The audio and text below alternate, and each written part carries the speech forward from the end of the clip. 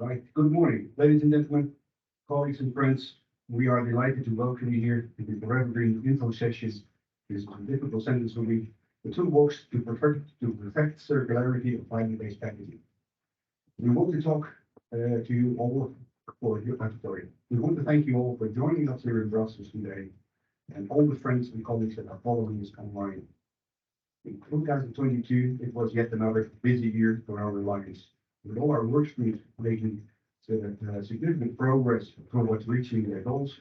I want to start by saying how proud I am of our members for their continued dedication to our cause of perfecting the circularity of fiber-based packaging and to their commitment to do these activities for every public their daily work. Last year, we significantly increased our membership, reaching more than 100 members from across the whole fiber-based packaging value chain. I'm pleased to see a good representation of them today here as well. After 2 years online meetings only due to the COVID-19 pandemic and the great success of our first in-person event last September in Brussels, we decided to organize two face-to-face moments this year to meet and discuss without a screen in front of us. We held the first and very productive one day yesterday with more than 120 members and representatives joining parallel sessions to have strategic discussions on our upcoming activities and make progress on our deliverables, taking the most out of the in-person collaboration and enjoying some pleasant network moments together. 4evergreen is built upon the knowledge, expertise, and dedication of our membership. It is only thanks to their intense work the last year we released the first versions of 3 deliverables. The beta version of our recyclability evaluation protocol, the circularity by design guideline, and the guidance on the improved collection and sorting. These landmark industry tools are the result of months of intense discussions among our experts, recycling tests, and scientific research data. This morning, you will hear from our workstream colleagues and project coordinators the story behind each of the Alliance deliverables and how they will support the industry with producing fiber-based packaging compatible with a low-carbon, climate-neutral future. Finally, we will discover what are the next steps of the 4evergreen journey. With this having said, I'm now leaving the floor to our Workstream 1 representative, Erik Bal, the project coordinator of Workstream 1, and Peter Hengelsbach, product end of life compliance manager at Store and Zuppies. Now it's coming work, and one of the Workstream's colleagues. Please. Thank you.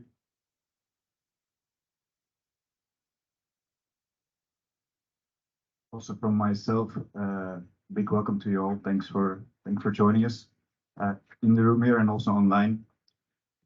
That's a bit too quick, I think. That's So what Peter and myself will do is take you through what Workstream 1 has been doing well, basically, let me start with what our objective is. Our objective is to develop a standardized but publicly available fiber-based packaging recyclability evaluation protocol, specifying the recyclability of a fiber-based packaging in different recycling mills. That's a mouthful, but I think it's important to go through those words, and also what's in there is also what's not in there. The definitions are important. I would also like to present the team. So the core team that is now in place are 3 co-leads: Peter Hengelsbach from Stora Enso, who's here present today, Alex Vistal from Group, and Niels Drijbel from Amcor. We have huge support from PTS with Lydia Temple and our team, and I'm working for Greenfish as a consultant for Workstream 1.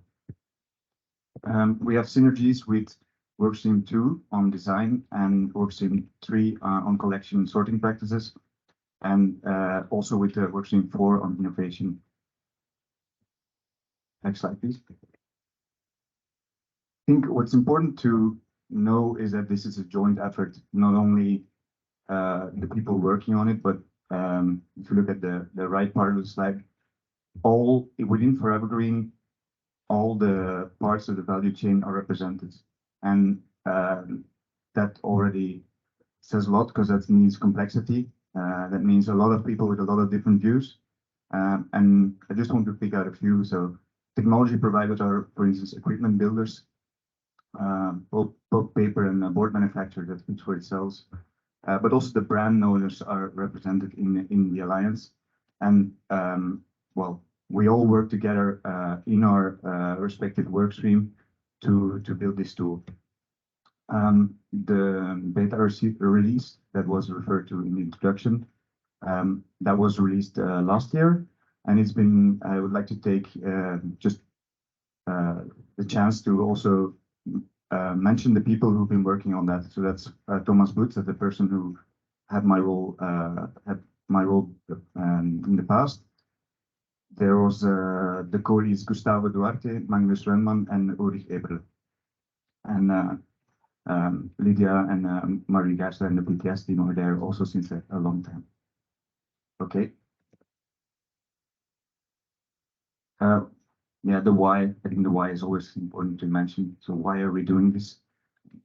Obviously, there is a strong focus from European institutions on the circular economy, and recycling is the perfect embodiment of circularity.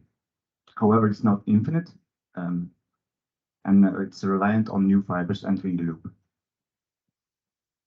And the amount of packaging out there is huge, and the variety is huge, which again brings in some complexity. And adaptations in the recycling processes may be needed to increase the rate of material recovery. The industry itself is continuously innovating to increase its recycling rate of fiber-based packaging, but they lack a harmonized objective method to assess and compare different packaging solutions suitable for efficient recycling. We have a small video ready that I think explains very well what the protocol is about. So let's take a chance to look at it.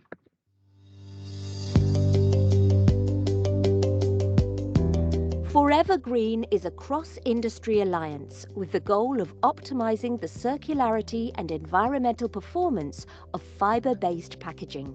Fibre-based packaging is already a circular solution and has the highest recycling rate in Europe compared to all other packaging materials.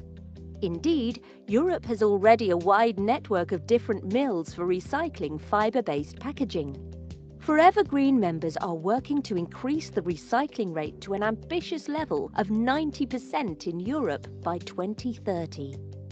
Thanks to the collaborative effort of its experts representing the entire value chain, laboratories and industries now have access to a harmonized assessment tool, which will boost recyclability evaluation and validation of fibre-based packaging to meet this high target ambition. Fibres can be combined with other materials, increasing its functionality and enabling various applications. But not all fibre-based packaging materials are recyclable with the same processes. The first part of the Forever Green Recyclability Evaluation Protocol enables the value chain to assess if a specific type of fibre-based packaging is recyclable at a standard mill, or if it would be more efficiently recycled using an enhanced recycling technology or process. How does the protocol work?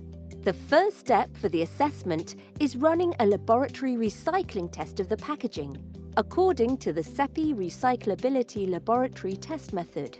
The test results will provide data along 4 parameters, indicating how suitable the packaging material is for a standard recycling mill process. The data set can then be inserted into a scorecard template for processing. The tool calculates a yield parameter for the recycling material based on the coarse and fine reject data. This is combined with the sheet adhesion and visual impurities to return an overall recyclability score and assessment of the suitability for standard mill recycling. The higher the score, the better the recyclability in a standard recycling mill.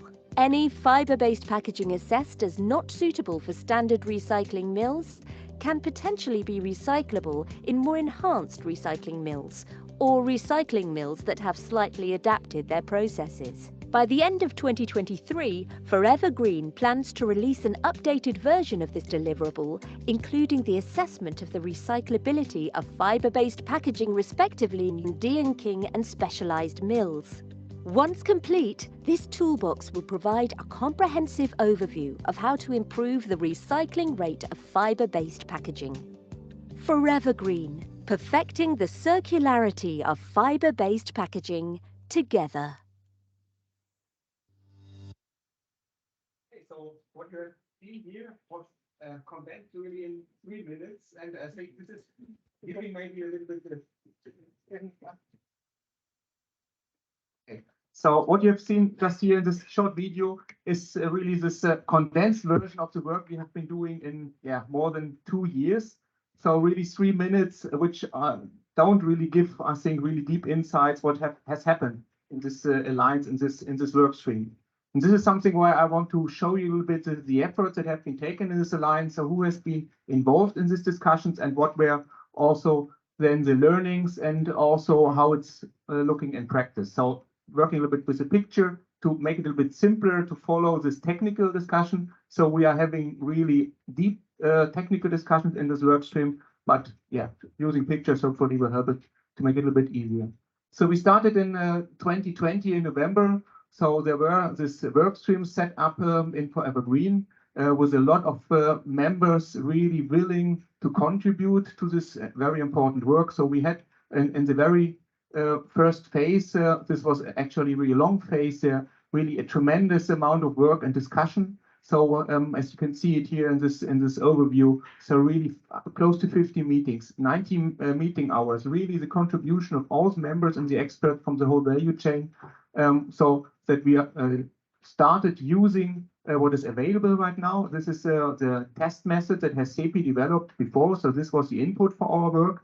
And our task was to use this test method, learn more about the application and what are the things that might be still improved in the method. So we worked on the more detailed work description, validation of the method, and collecting more data. So this was the longest phase on our journey. Then this was followed then with the first draft that was shared for a consolidation phase. So we had there commenting. This is a recurring item, this commenting in 4evergreen always to get feedback from other work streams to further improve and come really to a good deliverable in the end.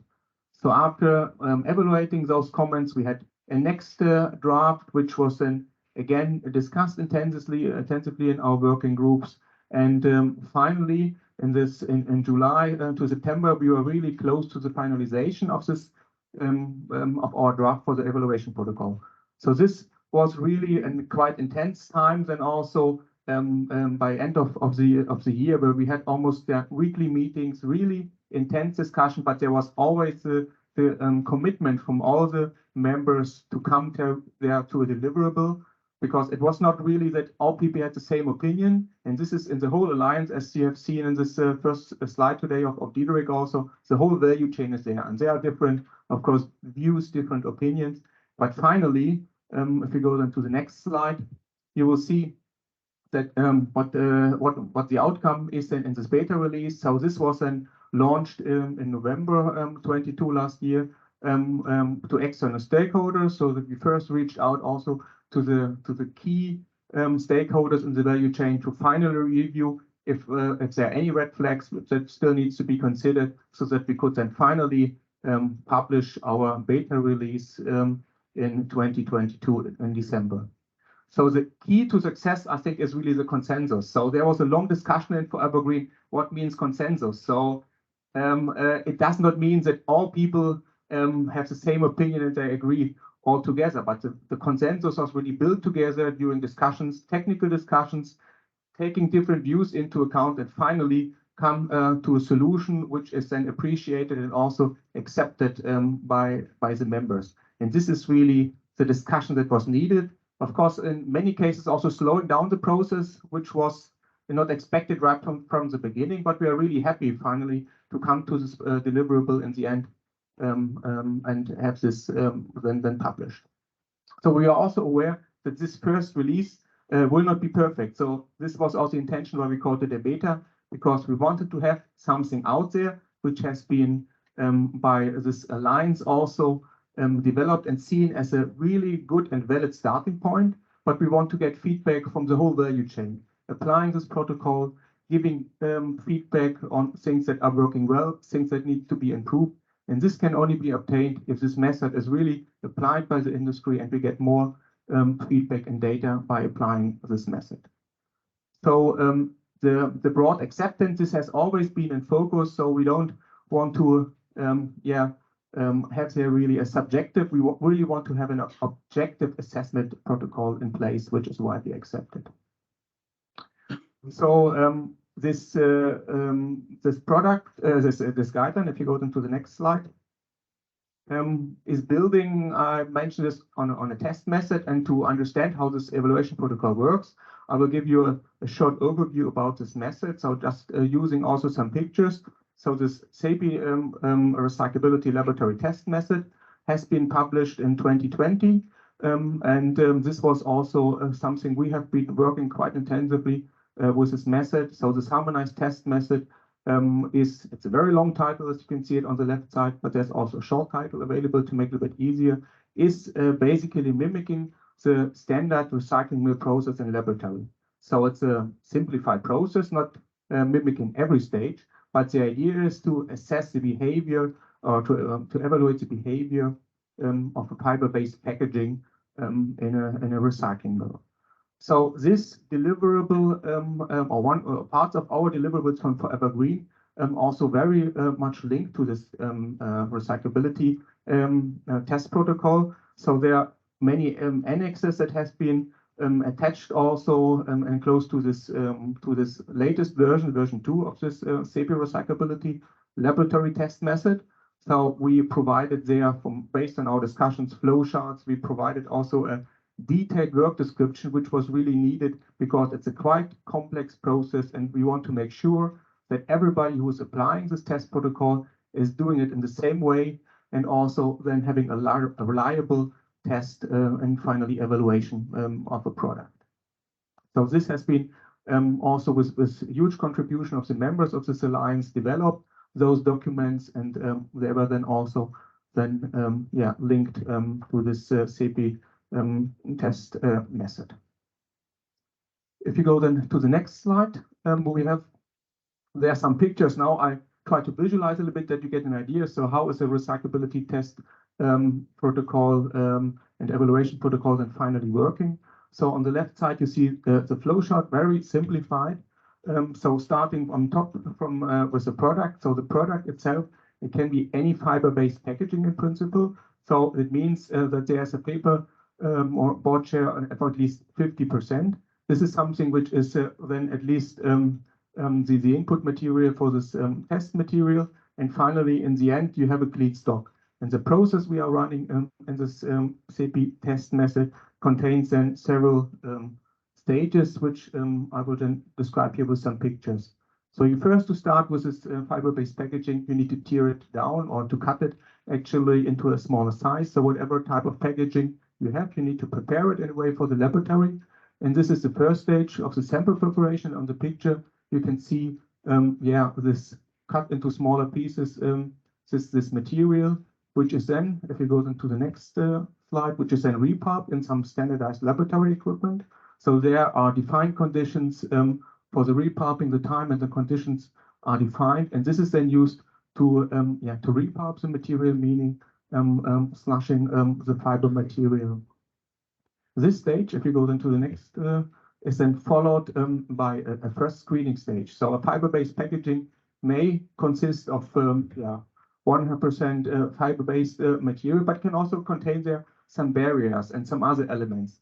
In this kind of materials, we want to assess and learn what is the share of those materials. Is it possible to repulp it, or is it something which is most likely rejected then in the paper recycling process? And this is the so-called coarse screening. So there's a mechanical or a process in the laboratory where we are diluting then this pulp with a lot of water and washing it then through holes. You can see there a small picture on the right top, so which is a 5 mm holes, and the fibers which have been repulped properly are passing, while any big pieces like barrier particles or not properly repulped material will be retained and then analyzed on the screen.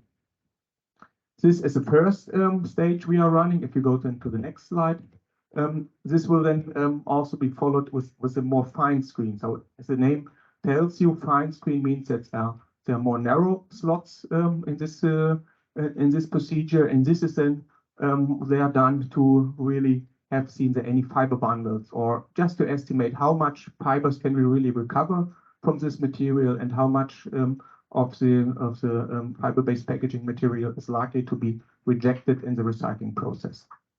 So, and all those figures are then collected and the amounts are collected and monitored and then evaluated then further on for the evaluation protocol.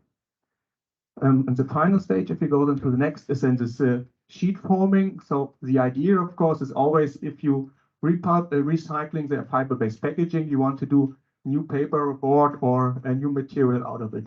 And this is the final stage we are simulating then in the laboratory. So with this laboratory hand sheet formation, we check what is then the quality of this pulp, of this material that can be recovered. So this is just dewatering the pulp, to say it quite simple, dewatering and then checking and analyzing this material. So is there any sheet adhesion? Is there something which indicates that there are tacky materials in the pulp remaining that causes some issues in the paper recycling, or are there any visual impurities? So visual impurities is something you will see one of the next slides, like spots or something which are affecting the optical cleanliness impression of a pulp sample. Yeah, so if you go then to this slide, this shows you what are the parameters we are evaluating. So in this test protocol, we are measuring many things. You see on the left side the evaluation parameters that are determined with the CP test method, but not all of them are included in the current evaluation protocol. And this is exactly the reason why not all are included, is that we discussed it intensively in this forever green work stream in this working group sessions. So what are the parameters that we really want to have, because we trust in them, we think that they are relevant and that they can also be obtained really in a really reproducible way using the method as it has been available at this time. And finally, as you can see here, the differentiation using color codes, we agreed to use the parameters coarse reject and fine reject as a descriptor for the yield, so the amount of fibers that can be recovered, or fibrous material that can be recovered from a fiber-based packaging. Then we have two parameters which are determined, but we are not using it yet. This is the parameter reject quality and dissolved and colloidal substances. So this reject quality is the first parameter. This describes, so what do we have after repulping? What remains there? Is it not properly repulped fiber material? Is it a barrier? In this kind of assessment, we are currently exploring and trying to get this into the next evaluation protocol. And the dissolved and colloidal substances, this describes everything that goes in the water phase. So if you are using, there's some additives during the paper making, there's also the chance that they are going to the water phase, causing there some effects in the paper recycling, which we want to monitor then in future. For the tacky impurities, so anything that it's like adhesives or tacky materials that can cause problems in the paper making or paper board making process later on, we have set two parameters which are available from the test method. The first one is the sheet adhesion, and the second one is a macro sticky measurement, which all have the intention to describe the behavior of tacky impurities during the recycling process. And finally, the visual impurities. This is, as I mentioned before, so this is how optically clean the pulp is after the recycling procedure. So those are the things we have been really intensively discussing, and this was really a learning from all the members also in the working group. So it's not that we started with something where everybody knows the answer to all the questions immediately. So it was really a learning curve for all of us in this working group. And this learning then resulted, as said, in the split of parameters to be used right now and something to be added then still later. And this is just visualized on the right side. So those parameters, they are really complex. They are really tricky for certain types of fiber-based packaging. And this is where we are working on now to make it more robust and find a good approach to further improve the evaluation protocol. We go into the next slide. So, and this is, you have seen this in the video. This is really the condensed outcome of all the discussion of this 2.5 years. So it's a simple Excel table. You just fill in this 4 figures and then you have the result. So it sounds quite easy and simple, but basically this is something which caused a lot of discussion, how to weigh the individual parameters. So what is the relevance of the yield? What is the relevance of visual impurities? What is the relevance of the sheet adhesion? When should a certain fiber-based packaging fail an assessment, or when should it pass? So what is the industrial relevance of those parameters? So all this kind of discussions were then finally ending in this tool, which simply calculates it in an objective way, the score, to assess then with this overall score of the evaluation, then the recyclability of a fiber-based packaging. We go then to the first parameter. So the first parameter, we have then the yield. This is then showing how much fibers can be recovered from the fiber-based packaging. So this is something which was also discussed with the industry. So what should be our target? For standard mill, yield is very important, but we also need to have a realistic view on packagings which are, as of today, recycled successfully. They should not fail such an assessment. And this has been really intense discussion and finally ended up then in this kind of calculation or mathematical approach, how to consider the yield for the amount of fibers that can be recovered. And on the next slide, you see this described with some words. So with this evaluation protocol, we also provide some guidance to the user of this evaluation protocol. So what does a score mean, or the individual score for the yield? So how describe it? Is it a very good result? What does it mean? Are there some reparability issues, for example? So the idea is to give for the application of this protocol also some guidance. What can be improved, and what are the issues that might be identified during this testing. If we go to the parameter sheet adhesion, also here some pictures. So the levels for the sheet adhesion we need to define. So what means this is fully okay, or this is causing there some issues. So we need to make it really an objective way and put this finally into a score. And this we have been doing by consulting then the experience from the different partners in the value chain, identifying also the need that there's maybe some points which are not really 100% clear. We need to further elaborate and describe more in the detailed work description. But finally, the outcome also here is to make it as objective as possible, to have their level assigned to the sheet adhesion. So how likely it is that the fiber-based packaging will cause their problems with tacky impurities in the industrial recycling process. Also this, as you can see on the next slide, is then, as I said, translated into a score, into a level. So we have decided to go for an approach that we just want to flag those things that are really significantly causing any issues. So if there's something slightly tacky, we said, okay, we are not that safe yet with all the learnings that we have been doing until now. So we want to keep the score or the impact on the scoring for the moment, at least on a moderate level, but we see there might be some issues. And so we try to add there some granularity, always with the intention for the user of the evaluation protocol to further improve the recyclability. If you're testing, we should get then the outcome of this testing. Is it a good result, or is there a need for improving the design of a fiber-based packaging for better recyclability? So those levels then are used, and also the sheet adhesion is a knockout criteria. So if it's really not possible to make a sheet out of this fiber-based packaging in this laboratory method, then we really have a severe problem. So paper and board mapping in the end needs to be possible, and this is something which we try to evaluate with this parameter. If we talk about fiber-based packaging, we also need to consider that those materials, they are printed, they are varnished, there are metallization is applied. So any information that is put on the packaging needs to be handled in the recycling process. And this is what you can see here on this picture. So we have different type of particles that might result in the recycling process. On the left side, you might see maybe the sun is a little bit bright now, but you might see there's some metallized particles. So is it causing the quality issues in the paper recycling? This we try to analyze. Are there any particles that are translucent particles creating there some quality defects in the paper? Are there any ink or varnish particles visible in the final pulp or board makes? And is it a quality parameter?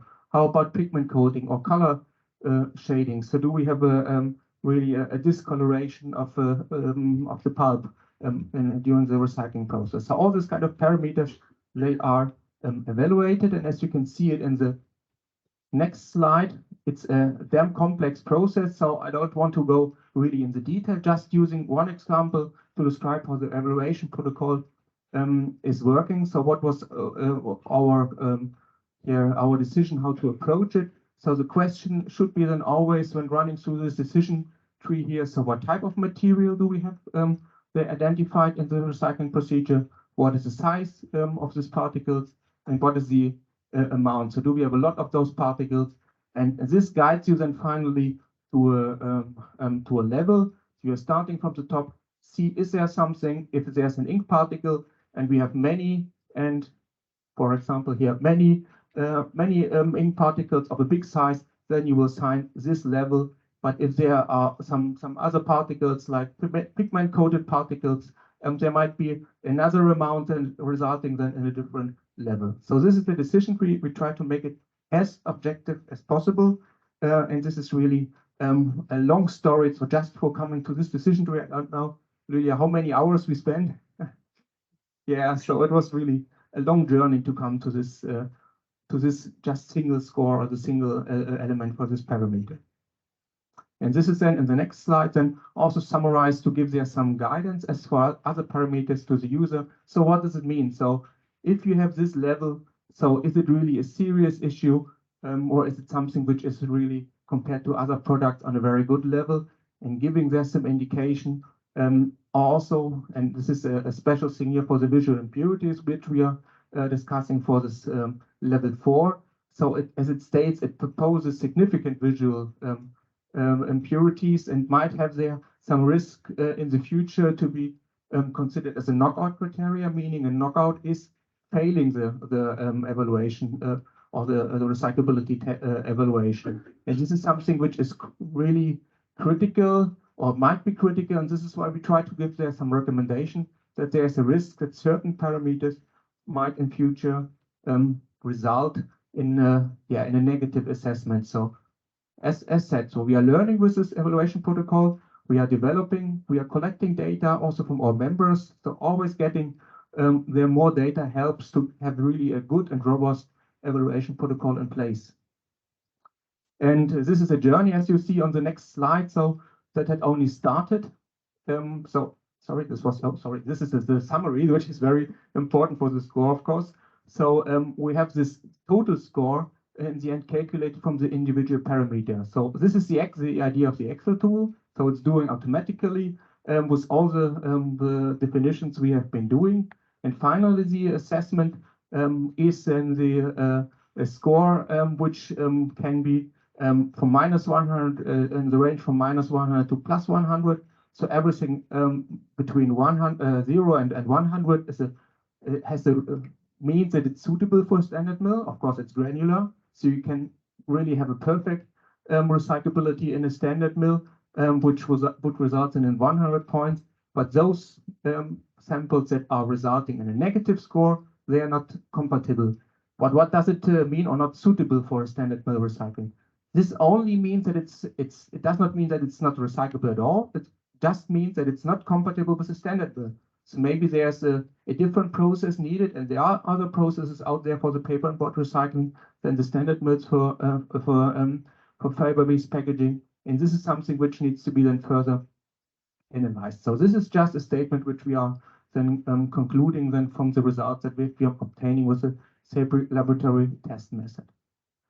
So all those things we have been doing are resulting in this beta release. So this has been published by end of last year, and we agreed that we are really willing to get this feedback. And it's a time-consuming laboratory method. It takes some time also for the brand owners to start screening their products and to get a feeling. So how about recyclability of certain types of packaging and providing their feedback to the alliance? And this is where we agreed to have this kind of first experience and feedback period. So by end of June, we decided, let's see what feedback we have received, take this kind of feedback into consideration, and again, start this iteration of the working groups and the work stream to discuss those feedbacks seriously, document also the discussion, so to make there also some kind of knowledge pool available, because there are many recurring questions what we learned in this journey. So when people are stepping in, quite often they have similar questions to the evaluation protocol.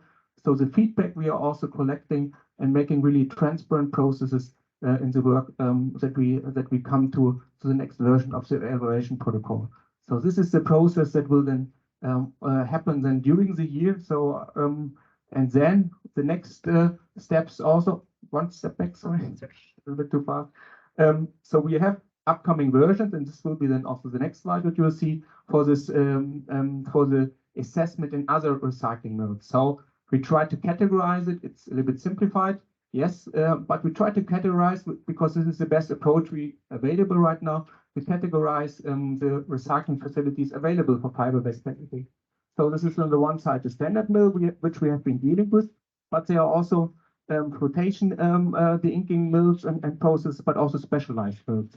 And this is something 4evergreen has been working on for quite some time, making progress.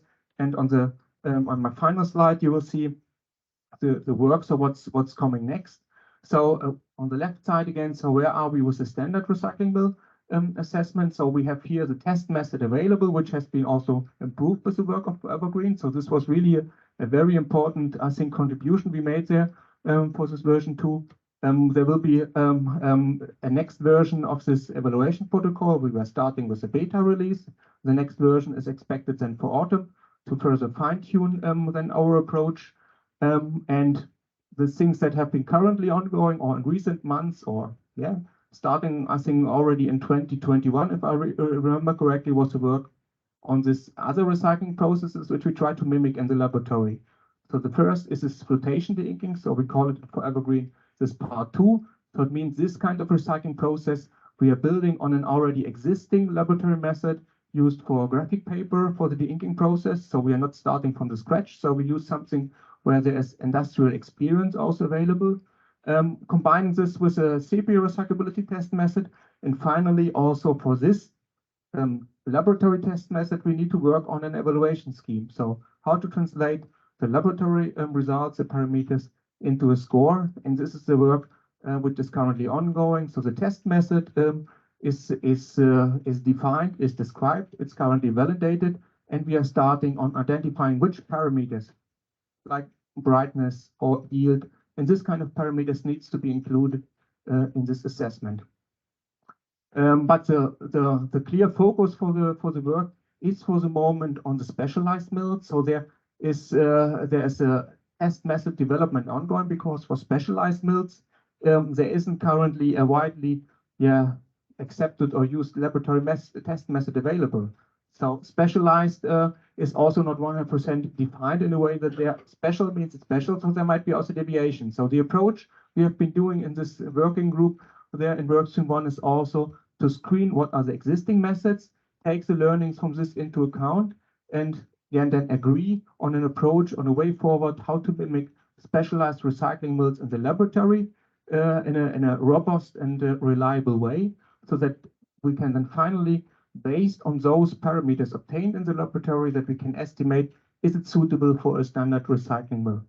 So this is something which is ongoing. For used beverage containers, I think these are just as a practical example for successful recycling of a fiber-based packaging containing also a high amount of barriers.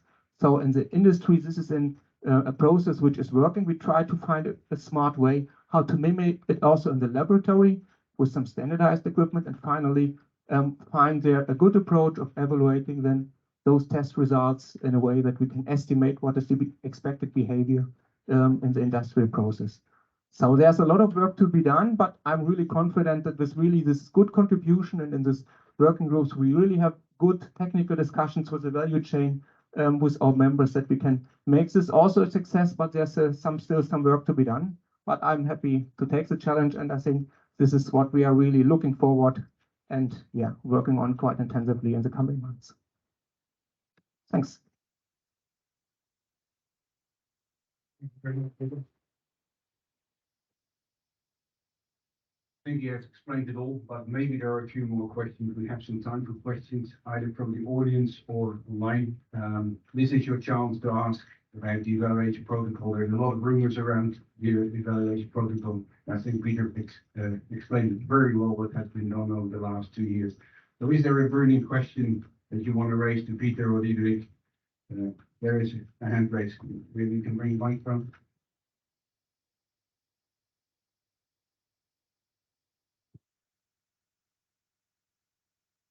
Thank you, Hans. Andrew Large from the Federation of Paper Industries in the UK. It's not a question about the protocol itself, more about the way in which 4evergreen Group intends it to be used. And I'm particularly interested in the scope, because there are hundreds of thousands, if not millions, of SKUs that might or might not require recyclability testing. And I just wondered what your underlying assumption was as to how many of those SKUs would be tested, when, where. Just the very sort of practical logistical issues about just how many tests are going to be done and by who and when. I think this is a good question, and to be honest, I think this is also something which we have been discussing, and we are really wondering, so what is the need for us? I think legislation will take a major role. So what are really the requirements? So when do I need in future to test the recyclability of a fiber-based packaging? So currently, this kind of evaluation protocols or the ones that have been used until now, they are used for eco labels, for example. So if you want to apply for an eco label, so there are methods as it also on European level currently referred to, and this is something which we expect that this harmonized European approach will harmonize, and I think this has been the main idea, to harmonize it all over Europe, so that someone putting a packaging on the market, he does not need to test it according to a French method, according to Italian method, so that it's really harmonized, so that the packaging just need to be then tested once to apply also for different eco labels. But this is just one part. I think the question is still, so what is the need for this evaluation of the recyclability? Is it in future the design for recycling which will be sufficient, or are the tests needed? I think this is an open question which we will see how the legislation will also develop in this area. So simplification, I think, or grouping of packaging and similarities, this is something we have been also discussing. Is it possible? But yeah, it will be an interesting journey and topic for the future. You answered. Andrew, did it answer your question? Yes, you did. Okay, then let's take the one. Sorry, we have one here. Yeah. Okay, Rolf van Sprang, KIDV, Netherlands. You talk about by the end of the year a protocol for specialized recycling mills. Does that also include beverage cartons? Can they be also assessed with that? Yeah, so I try to mention it as a very important sample, because this is this type of composite or fiber-based packaging, which is as of today really recycled at scale. So there are mills recycling beverage cartons, and our first priority is really to mimic this kind of process, or what's out there in the industry in the laboratory scale in a good way. So it will be not the one-to-one copy from the industry to the laboratory possible, but we try to mimic it in a way that we get really the same results, and to test materials if they are fulfilling the requirements to make some recycling of this material of UBC, for example, then in the industrial scale also possible. So this is the clear dominating or widely used process already out there for used beverage containers. So there are also other specialized mills with different raw materials and different inputs. So this is something which is also stepwise approach. So we're just starting with this most relevant out in the industry right now. What's the question today? Yes, hi, my name is Pablo Levien. I'm representing the Self-Adhesive Label Association, FINAT, and the Adhesive Tape Association, APERA. And my question was, you stated that the complexity of packaging, of fiber-based packaging, is key partly to the success of the packaging as well. And I was curious how within your testing protocol you are foreseeing the standardized testing of the components that go on the fiber-based packaging, like the inks, how then the inks, the labels, the tapes, the closure materials, that the manufacturers of these individual components can do the assessment without knowing in what type of final packaging they are going to be implemented in. Okay, so the question as you describe it, so which type of packaging means also the question which remains and open in which type of recycling process it is ending. So I really need to highlight the assessment that we have been doing here or the protocol is dedicated for intended for the standard recycling mill process. That means if you apply it, you will just get the result if a certain type, let's stick to this adhesive, a certain type of adhesive is causing there any issues. If you have an alternative, you can compare it. So how about the fragmentation of this adhesive, applying this kind of recycling technology? If you take then this material to another product, which is ending in another stream, and there are different conditions, let's say for the de-inking, you're adding the chemicals during the pulping, which is not common then for the standard mill. This may have an implication also on the behavior of certain components. If it's the ink, if it's adhesive, so it means the assessment of the recyclability really at scale in the different streams can be quite different. So it's not possible to do any conclusions if you just do the standard mill. You can't say whether this is for other types of recycling then perfectly suitable or whether there are some issues. So this is due to the process differences that are out there. So it's conditions of pulping and the process setup which is deviating. But Lydia, maybe? Maybe to add, because if the question was intended on how to test actually a label or constituent of the packaging, there is a focus group dedicated on this topic, to be honest, because this is really something that we are working on and we are quite having already a draft on how to do that. This should then be aligned with the labs, of course. So we are intending to also have then another annex describing similar to the Ingede method 12 for the de-inking mills, describe how to prepare a sample for such constituents so that they can test it all in the same way. Yeah. When I was Mark Geerts, paper foam in the Netherlands, you defined extensively the protocol, nice, but you defined in one sentence the inputs, paper-based packaging, meaning more than 50% fibers in it. Why is that? Because we produce paper foam with 10 to 15% fibers. To increase the circularity, it should be nice to recycle them as well. Yeah, so basically, so just to be clear, so for the protocol, this is, and you might have seen and spotted, this is a very important parameter is the yield. So it means how much fiber material can we recover. So the question is also for the processing system. It's not the only, but the main difference between the different recycling processes is also what is the share of fibers that can be recovered, or what type of barrier of non-fiber material do we have. So for standard mill, we have this yield figure set there in this evaluation protocol. To be suitable, you need to have at least this yield score of 80%. So if you have a packaging which is containing only 50% of fiber and 50% non-fiber material, which is then obtained as a reject, of course, this will never pass this criteria. So basically, you can apply also the method, but in the end, you can already predict or expect then the outcome of this assessment for standard mill. So just talking for this material. This material is made out of starch and fiber, paper-based ingredients. Sorry, Starch and fibers. This material consists of about 12-15% fibers.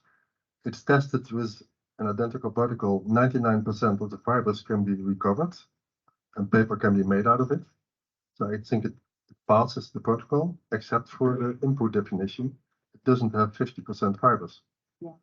So the 50% or having at least 50% fibers, this definition comes from the EN 643, which is defining the recovered paper, which is then actually, I mean, the industrial reality, how the recovered paper or the packaging is then traded, right, as a raw material.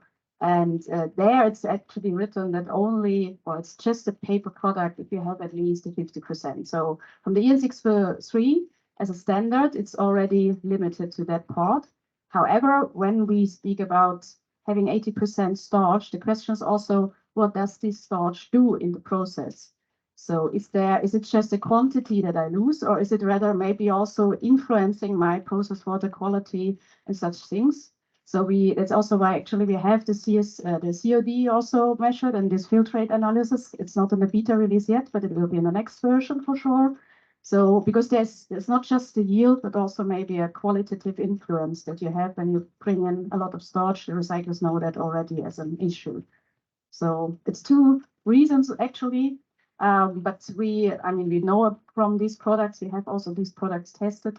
And yeah, but it's two things that need to be resolved to come to a solution there for these kind of products. Any more questions? Anyone have questions in line as well? Okay, we'll take two more questions in the room and then go online.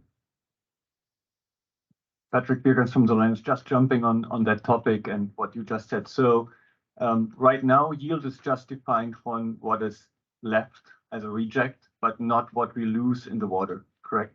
And this will be changing in the next version?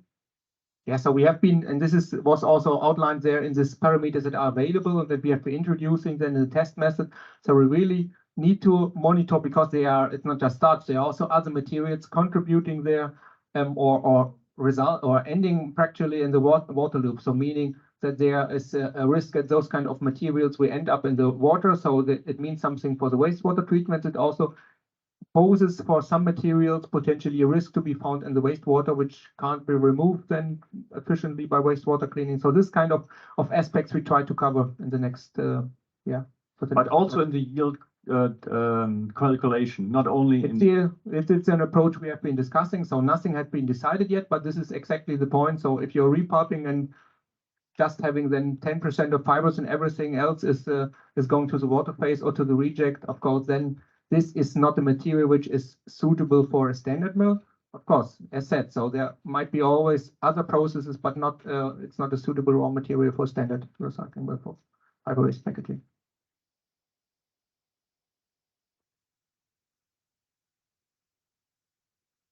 Andreas Falbo, partner. Is the standard mill defined in detail? Because we're all talking about, but do we have defined the repulping equipment, the concentration, the type of reject system? Are there cleaners included, sand cleaners, or only high density cleaners, and all these details, which might be very interesting? And this is in fact the point that a standard mill sounds, it's really one like the other. And this is not in industrial reality, also not the case. So SEPI has put there a definition out there for a standard mill. So what does it mean? So what typical stages are included and what might be optional? So it is really then the majority of mills. These are the process stages that we have. So with typical piping conditions, but there are also always mills who are adapting to a certain type of raw material or mixtures, adding certain stages. So this was just to mention there are some elements that you listed as cleaning stages, for example, which we are currently not mimicking there in the laboratory. And this is something which has been also discussed in this working group. So is it something that we need to include? So what does it mean? Is it technically possible? So what are the implications for all the components and elements in the fiber-based packaging for this? So standard mill, maybe it's not really 100% correct. Say it's a simple process. It's also quite complex already, but it uses basic equipment with more or less similar conditions in the industry out there, while other processes are using different equipment and more intense treatment or chemical additions for recycling this material. So in general. I would say standard mill basically uses mono material, more or less.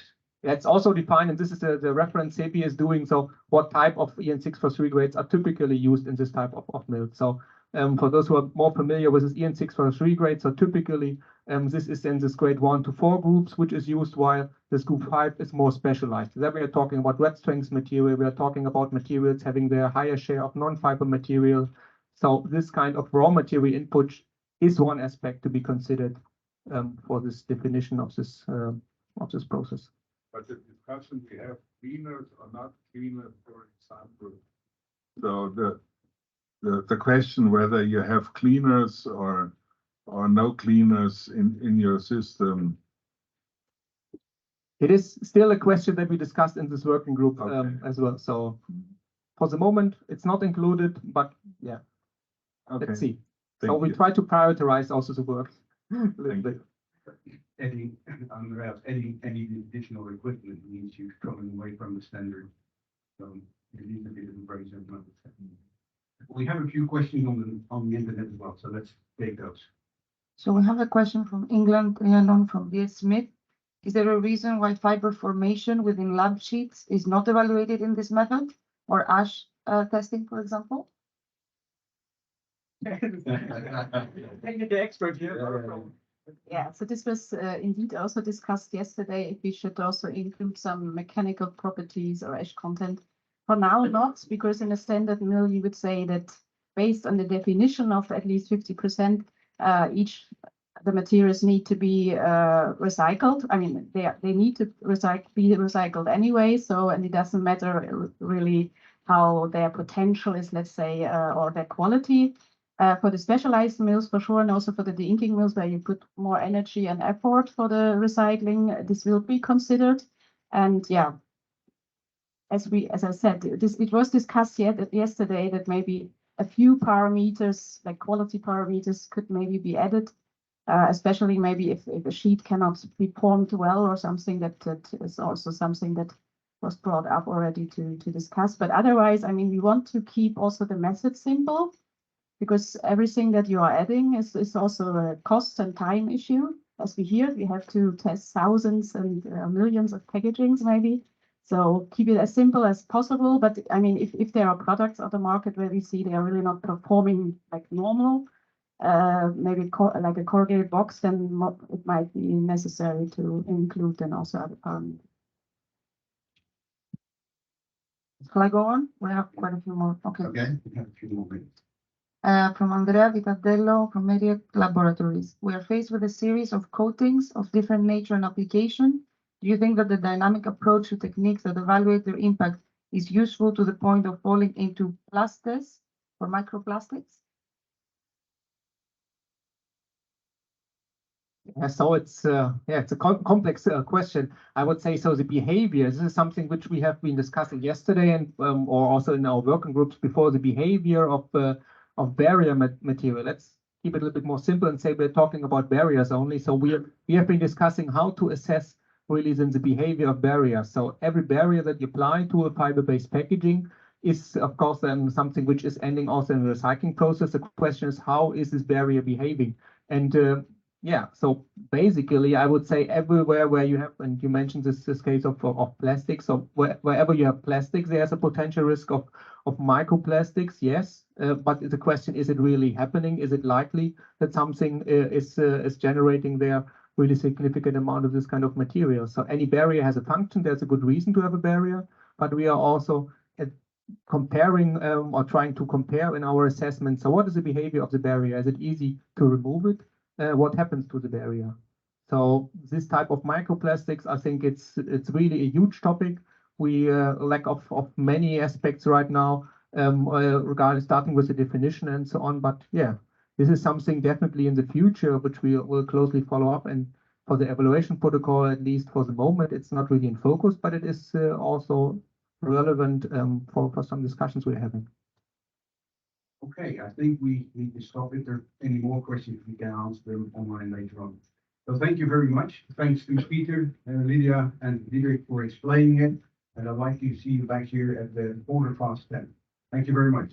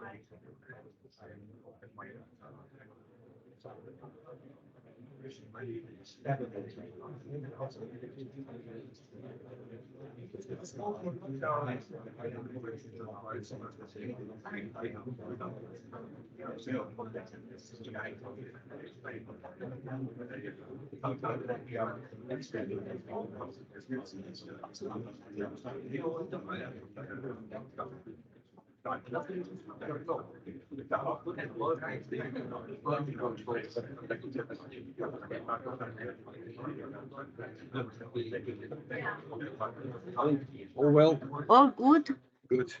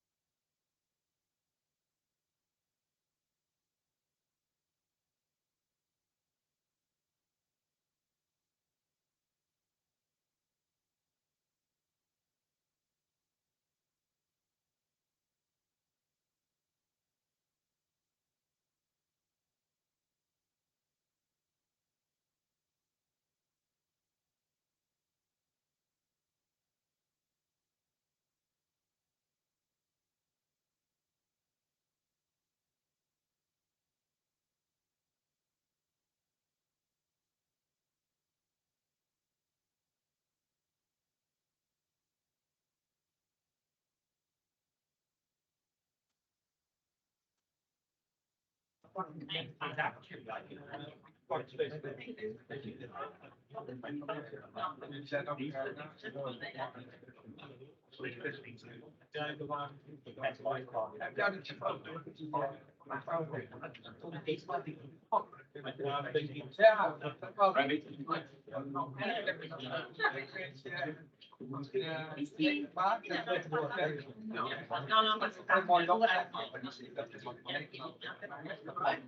you going to discuss special item?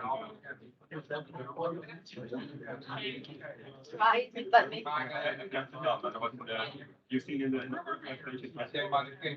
still a bit all over.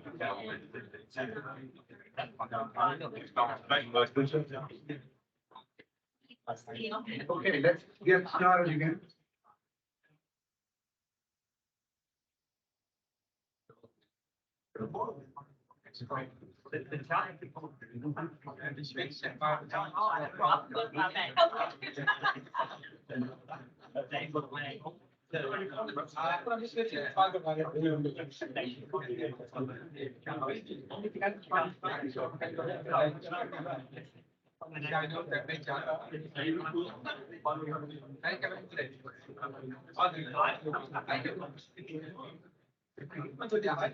Ganz gerne in der Zeit Ich muss immer sagen,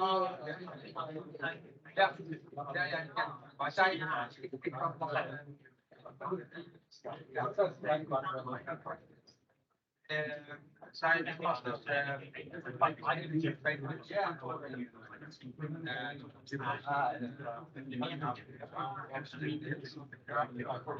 Zijbaar, zij zaten allemaal in paar delen. Ja,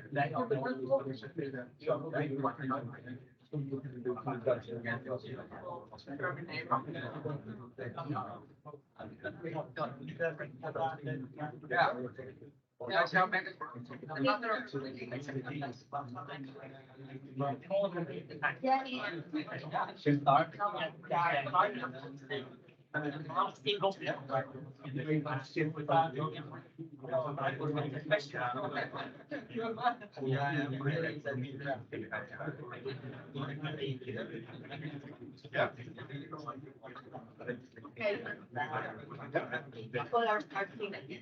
Daar was eigenlijk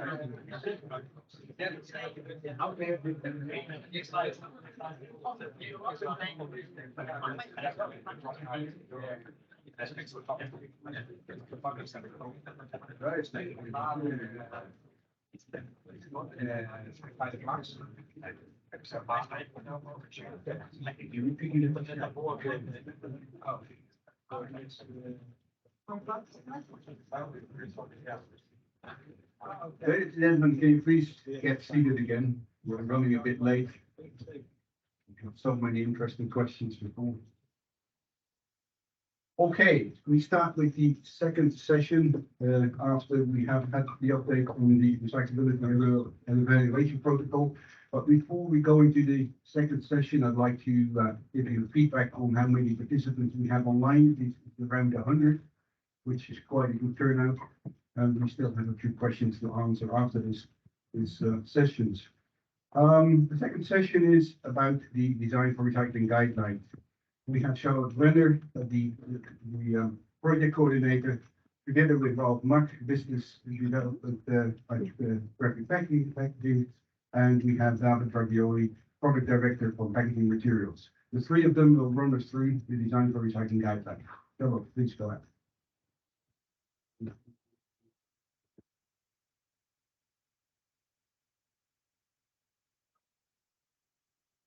Thank you, Hans, and hello, everyone, also from my side. So I'm happy to take you through this development process of our guideline. And before we start, let's go to our objectives. So when we started 4evergreen in 2022, we asked ourselves, okay, what do we need to increase the recycling rate? Is it really another design guideline? And I can tell you, yes, it is, because the set of guidelines we are providing shall be serving as best practice on the market and be the most comprehensive guidelines having on the European market. And the beauty of 4evergreen is that we not only have others working with tools, but also the other work streams. And it's a combined effort. So what we can use will also be the test results from work stream 1. Oh, it's better now? Okay, thank you. So we'll also we'll be using the effort from work stream 1 and also the efforts from work stream 2 concerning collection and sorting, and also the innovative materials from work stream 4. And yeah, you already introduced my fantastic colleagues. So David Barrioli from Tetra Pak, Ralph Mack from Graphic Packaging, and also I think he's online, at least I hope so, Kirill Dimitrov from Nestle. And also a big thank to my colleague Ernst Kreutendorfer, as we are from Circular Analytics doing the project management for Workstream 2. And please do not forget all of our members really who worked so hard for getting this guideline forward. So the next slide, please. Yeah, why do we need this guideline? Not only is it the most comprehensive, but I'll tell you more. Thinking about the process, when you're making a packaging, design is really the first step in this process. And also the design is the first chance for us to push towards a more recyclable packaging, a more circular packaging. And we really want to use this guideline to bring confidence to our main target group, the designers, that they have the confidence to design recyclable and really circular packaging. Yeah, which is circular all over Europe. And this also serves the need for our aim of the entire alliance, really boosting circularity and coming to a recycling rate of 90%. And I probably think all of you know the last bits are always the hardest, but we're very optimistic that we'll get there, not only with the design guideline, but also with all our other fantastic deliverables. So next slide, then. Yeah, I said this is a unique guideline, and why so? So first, it's applicable. In this design guidelines, you will find recommendations for all components we're having in fiber-based packaging. So from its advantages, adhesives, over to barriers. Then this guideline is really a profound document. While working in Workstream 2, we screened all existing guidelines. And yeah, we build up on this existing knowledge and also trying to further improve it by including innovation and yeah, also the further test results then. And another thing is that this guideline is really holistic, because in the end, we want to have a set of guidelines. So for all 3 types of mills we're having in the fiber-based industry. So we started with standard recycling mills. Now we're going over to special recycling mills.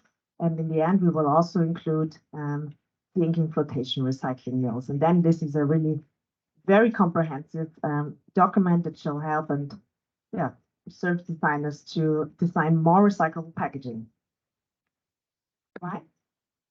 Yeah, and as you can see here, this was a journey and still is, and I'm happy to take you through. So next slide.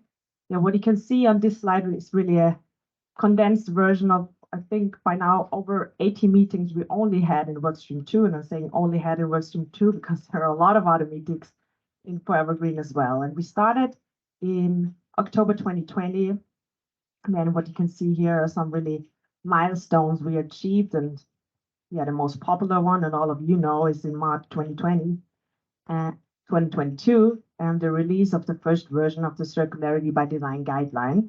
And yeah, what makes me most happy about this slide is that we're going even further, and very soon you will have another guideline, Circularity by Design guideline version number 2, where we look into specialized mills, and this will already be in June. And then next year we're going to publish version number 3. So then let us look into some of the milestones in more detail. Yep. So I said October 2020, really, this was the start of Workstream 2, and I just looked it up. We have been in this meeting around 20 people, and the entire workstream had 40 participants, and I can tell you already this number will raise.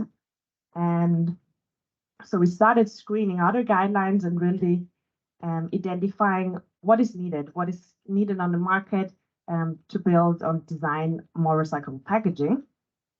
And in course of this development process, we also identified it would be better if we look really closely at the components and have specific groups of very specialized experts looking at this component topic. So we established this later called technical focus groups, and now we have it all over in 4evergreen, these focus groups.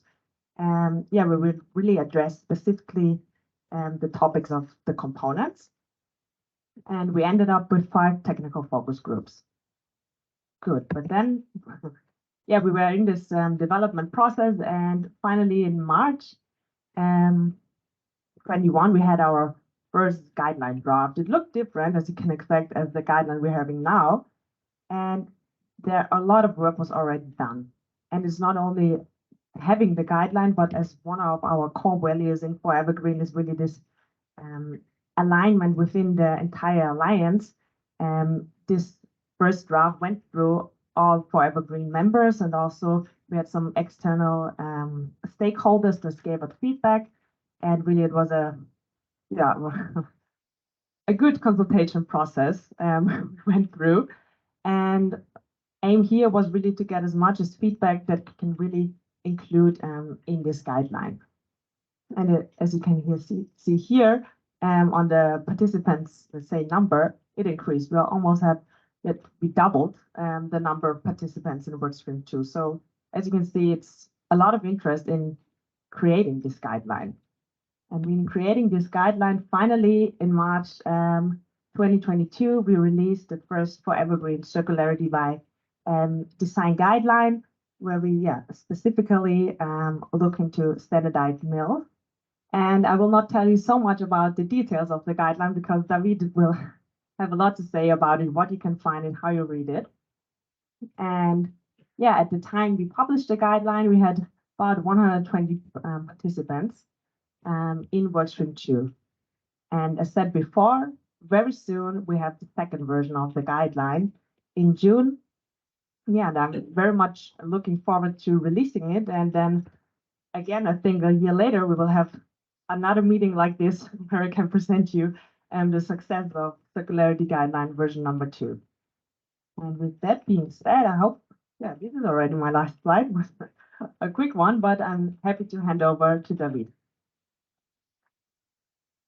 Thank you, Sarah. So, thank you for the opportunity to be here today to explain the guideline that we have created so far. This guideline was launched, first version last year in March, as Charlotte said.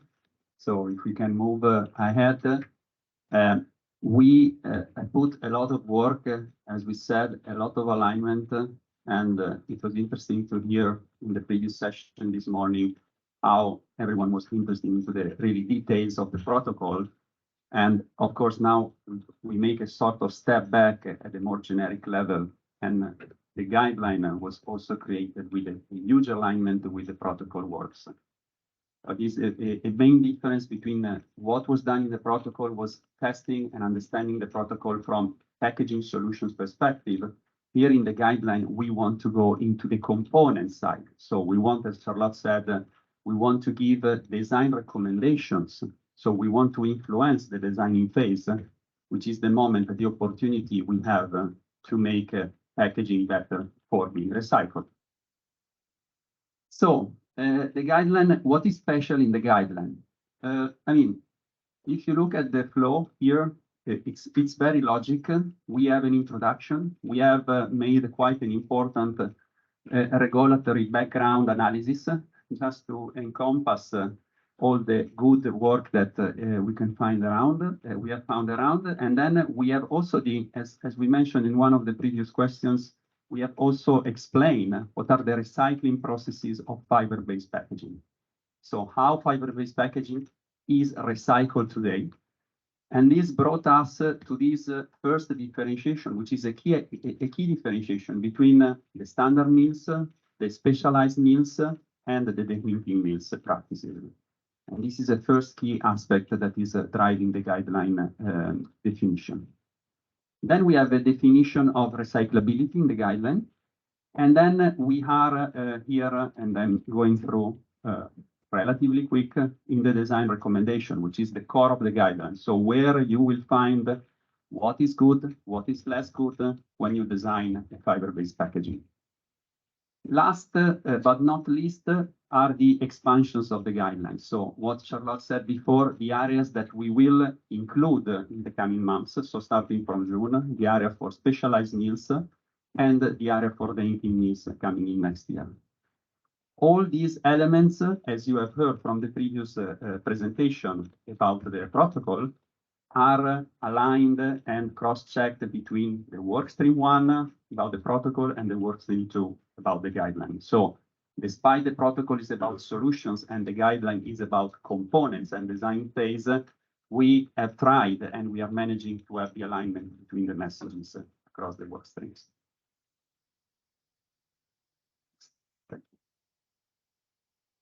So a bit more of details.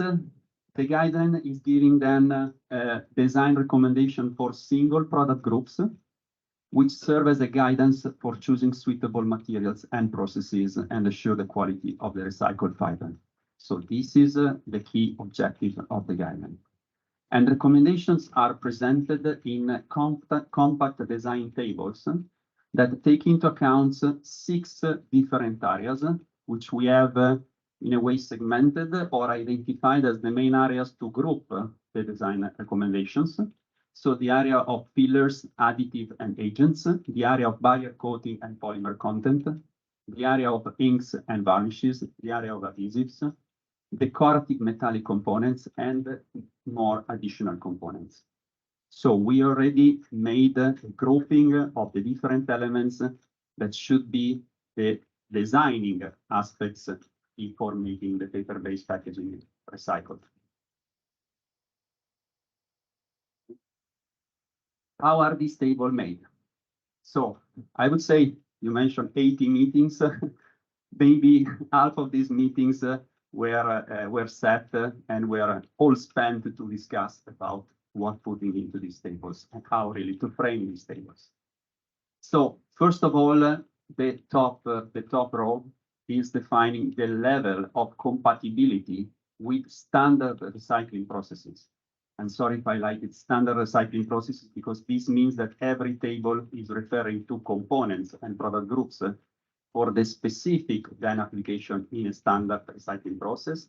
It will be for specialized recycling process, and it will be for the inking. So we are creating tables that gives this 3-dimension potential recyclability of paper-based packaging. So we have fully compatibility. Fully compatibility means that we have a full compatibility with sorting according to standard paper grades. We have no disturbing parts within the recycling process. We expect a positive output quality after recycling for target product. And we have existing test results that show the compatibility. So we have results that show that the compatibility is there with, again, the standard recycling process. When we say conditional compatible, we start to enter into an area where the full clarity is not there. So sorting is not guaranteed in all cases. The efficiency of the recycling process is affected. And we have a compromised output quality after recycling with, again, standard recycling process. A material, a component is not compatible with standard recycling processes when there are major issues during sorting or recycling, when it's not feasible output for further treatment after recycling, and with existing test results are demonstrating that there is a low compatibility. Then last but not least, because this is an area we believe is going to be crucial due to the high amount of new packaging solution growing in the market. So where there is a gap of knowledge still, the area of compatibility with recycling process is unknown. So we need to test, and based on our current knowledge, there is no guidance possible at the moment. So we want also to identify what we don't know and the areas that require focus.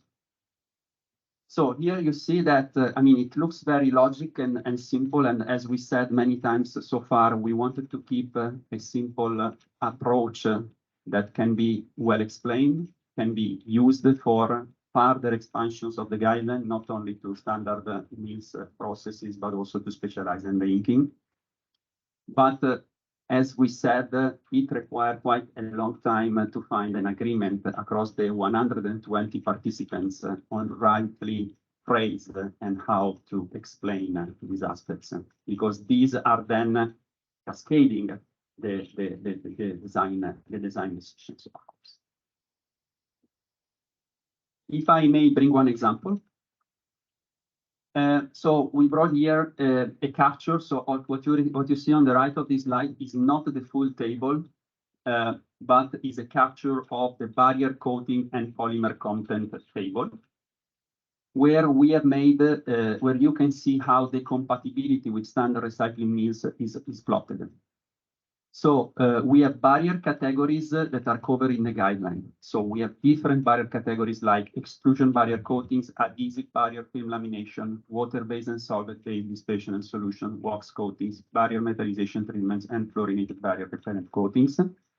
And based on their full compatibility, conditional compatibility, non-compatibility, or missing informations, we have plotted and we have come to an agreement across all our experts based on a mix between test and experts' opinions that is explaining the reason why this component material is classified like that.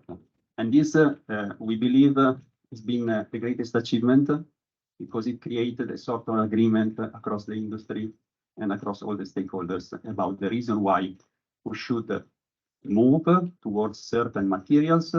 We should limit and really design carefully the packaging with other materials to make sure that for standard mills, we have a fully compatible classification, for instance.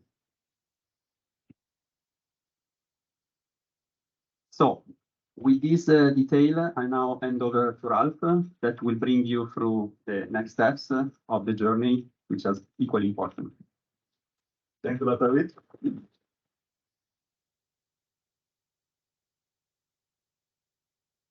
Yes, I think what you've seen, the next steps are quite easy. It really took lots of time and lots of discussions to get the first step done.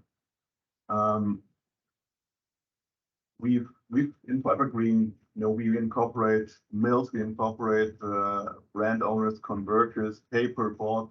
We all have different interests in the industry, and of course, we all have had tests done, and we all have opinions. We all have been members in different alliances and working with design for recycling. And I think it really was lots of the time that we really spent and aligned and understand. Look, where is the consensus? And I think one of the members said when we issued the first pipeline. The first guideline was that if everybody is unhappy, we have the best compromise. And I think that this was it. We all said, yeah, actually, I would have wanted this one, the other wanted that one. But in the end, I think what we said, this is the starting point. And still remember, this is expert-based opinion. So this is not yet taking into consideration all the test protocols that you've seen from Workstream 1. But this maybe just as a starting point. So in the version 2.0, we will look further into the definition of the recycling processes to really help designers feel more confident in what they are doing. Because the worst thing as a packaging designer is, you design a packaging and then somebody asks you, well, but are you sure this will be future-proof? And then, well, we all hope that. But if you say, look, this is the protocol, we tested this can work in a standard recycling mill, we've avoided this, you feel more confident in what you're doing and you're easier to communicate it as well internally as externally, why you have the utmost trust in what you're doing in your design will be future-proof. So this is, I think, a big trust builder that we are doing as well in giving general information and recycling information. It's not just tables, it's really understanding how it's used. So design recommendations, of course, in standard mills, we will start incorporating test results. So we will challenge our expert opinion, say, This is what we believe, this is what the experts saw, but is it reflected by the results from workstream 1? And so far, what we've seen, there's a high level of confidence that what the experts have been putting forward is sustained by the test results, but there will be other cases as well where it will be different, specifically for new barrier types. But as well, design recommendation, the next step, and still this is mainly expert-based opinion. Well, for this version is in specialized mills. So here we are going into materials that have more functionalities if we talk about barrier, that withstand more demanding processes and more demanding product attributes than a standard folding carton or fiber-based packaging, and that still is recyclable. So this is then reflected into part 3, specialized mills, in the next version of the guideline. Yes, and that's a very simple one because everything more or less has been said. We will release it in summer this year. We are on track, but again, thanks for Charlotte and Ernst to hurdling us all together and pushing us in the right direction. So in June, we will incorporate additionally to standard mills as well, specialized mills for the more barrier type of packaging. And then as well, you would see we will add up in the coming months new materials and processes. Right now it's paper and board, but we all know there are new materials coming every second day. If you look at the packaging packaging information, there are new barriers coming, there are new ways coming. So this will be a growing document. It will incorporate more and more what's out there in fiber-based, what's out there in barrier, and how is our initial recommendation to this product. Finally, and will be very close linked to the workstream 1 recyclability evaluation protocol for standard mills, and then as workstream 1 is evolving as well into specialized mills and the inking mills, we will adopt this and then really have one industry document that hopefully makes it easier for us and our designers to develop packaging that support and help getting the 90% recyclability done and feel more secure.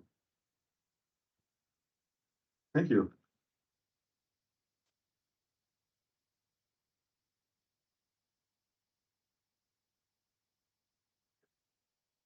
Good.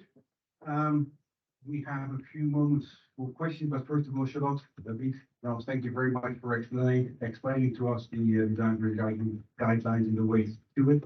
And I'm looking forward to the version coming out in June. I wasn't aware about the version to come in 2024, but it's good to know. Are there any questions? We have some time for questions, so questions on the internet. Any burning questions? This is more concerning components, where the previous session was about the full product to be recycled. Do we have questions in the room? It's free here, I think. Any questions online? There's.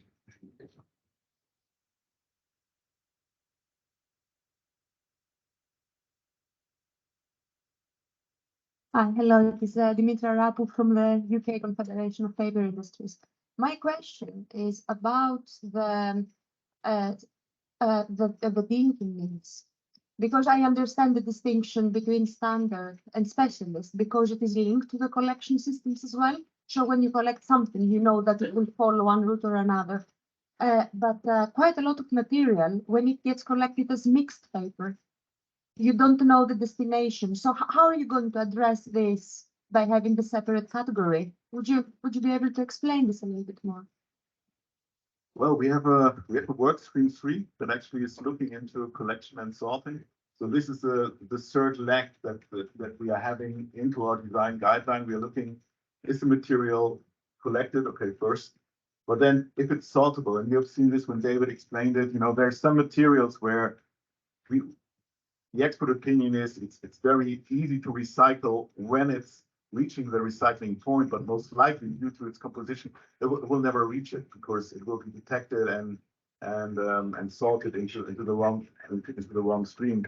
So with our design guideline, we are trying to make it easier for the packaging to reach the correct stream. And ideally, we want to have most of the packaging without functional barriers, to be recycled in the standard process, because this is the most available. It all comes down how do you teach the customer where to put its packaging to make sure it ends up at the right zone. Yeah. Okay, any further questions? Thank you very much. There's a question over here. The microphone is coming.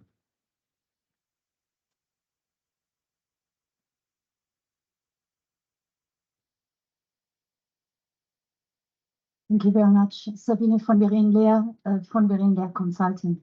I have a question regarding the policy, the upcoming EU policy. As we all know, packaging has to classify with recyclability criteria in future. So we have the proposal on the table, and as it stands for paper-based packaging, there are two categories, right, for the design for recycling criteria. My question to you is, how do you see the compatibility of your design for recycling guidelines with these two proposed criteria? And if there are discrepancies, how do you intend to tackle them? Thanks. Thank you, Sabine. No, the question is very relevant, and actually is one of the reasons we are all here. We have been working so hard on this because we all see that we come probably to different perspectives. So here we have quite a broad industry and knowledge built approach, which is the protocol. Now we discuss about the design. We will hear about the collection aspects in many areas where we are trying to build a structured, simplified, but still complex paper-based packaging perspective. The regulation has come and is coming with a kind of abrupt simplification, which is minimizing into these two categories. And so here we are bringing the reality of the industry and how the industry can deliver on the same objectives that the regulation started. So we are proposing a realistic and credible approach with some effort, I have to say, but it's a credible direction, I would say. So I think that the regulation and this work should meet very soon and find a common way. And we believe that our proposals here are quite credible in front of the Commission. You want something to add? Thank you. Does it answer the question? It does. Thank you. Any more questions? Any questions from the internet? So we have been extremely clear then. That means that we are a little bit ahead of schedule because we had expected a little more questions around this topic. So I would like you to come back at 11:15, then we continue with vote stream 3. Thank you very much.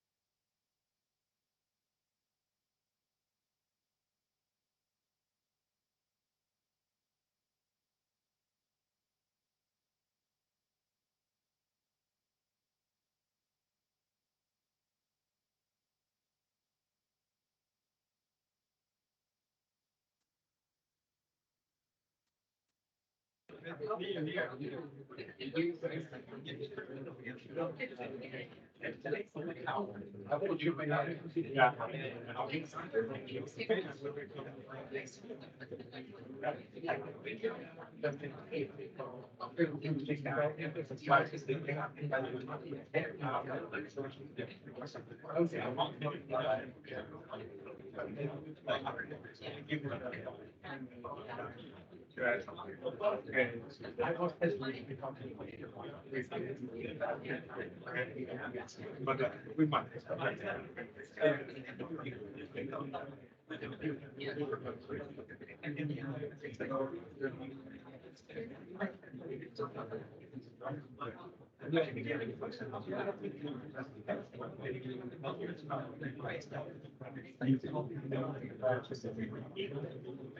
Get issues with the venue if we stay too much.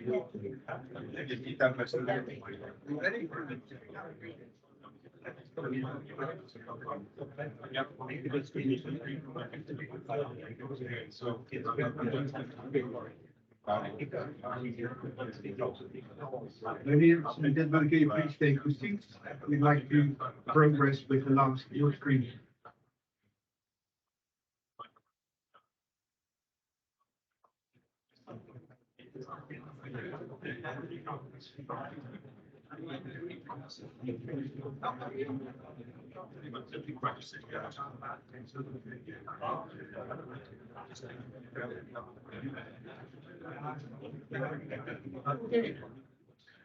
Please take your seats. I'd like to get started.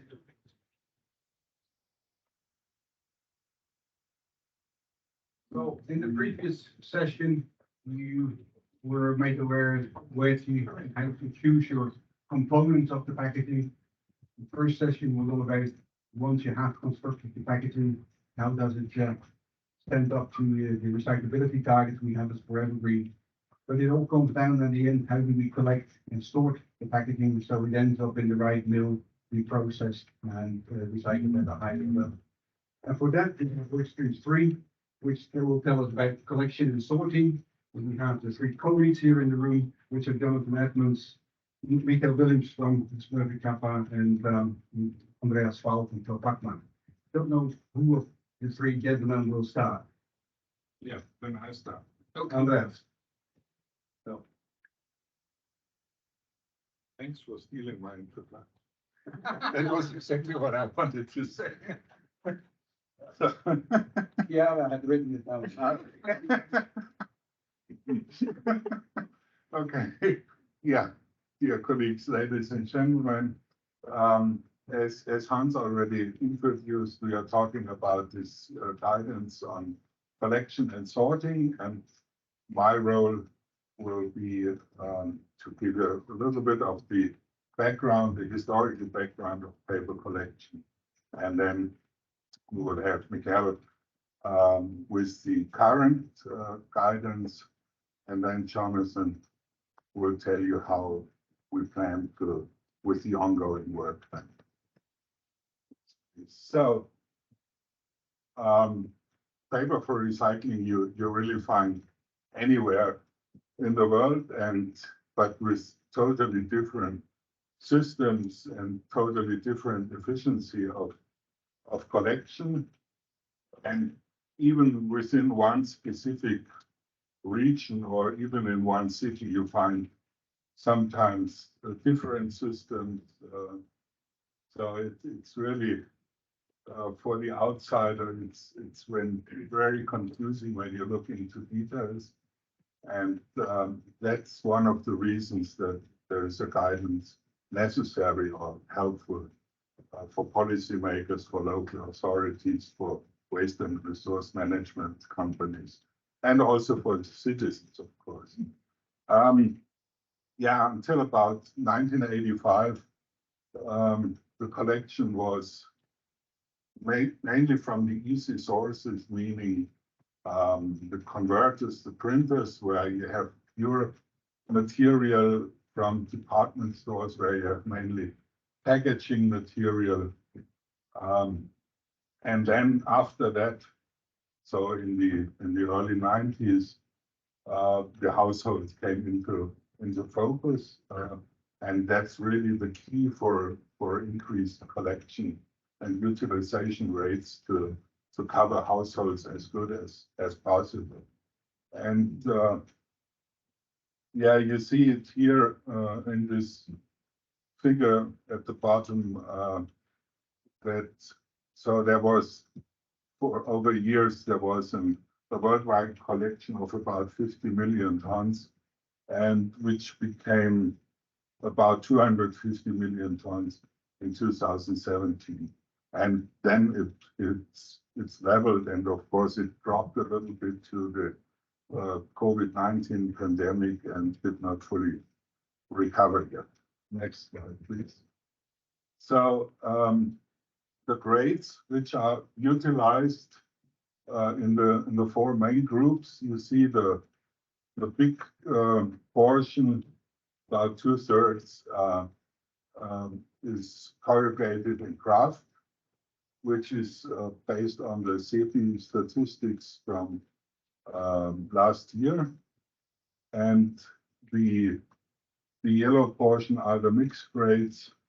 The gray one are the newspapers and magazines, and the blue ones are the other grades, meaning those are the high quality grades, mainly from print shops, but also the so-called special grades like the used beverage cartons and so on. Yeah, sorting systems, just to give you a quick and nice overview of what you can find in the world. It's always the left picture is would say the predominant system. When you have, at least here in Europe, when you look at household collection, you have either a pickup system in bins or containers, depending on the building size. You have, in some regions, volunteer collections, which is then usually selective, more on graphic papers, not so much on packaging. And it's really just a small quantity compared to the bin or container collection. And particularly in Southeastern Europe and in Asia, you have the so-called informal sector collecting whatever they can make money with. And so from these very small operations, as you see on this right picture, to bigger ones as well. And then the drop-off systems, the most common are the bring banks. This picture is from Barcelona, where you have bring bank for paper, glass, and plastics.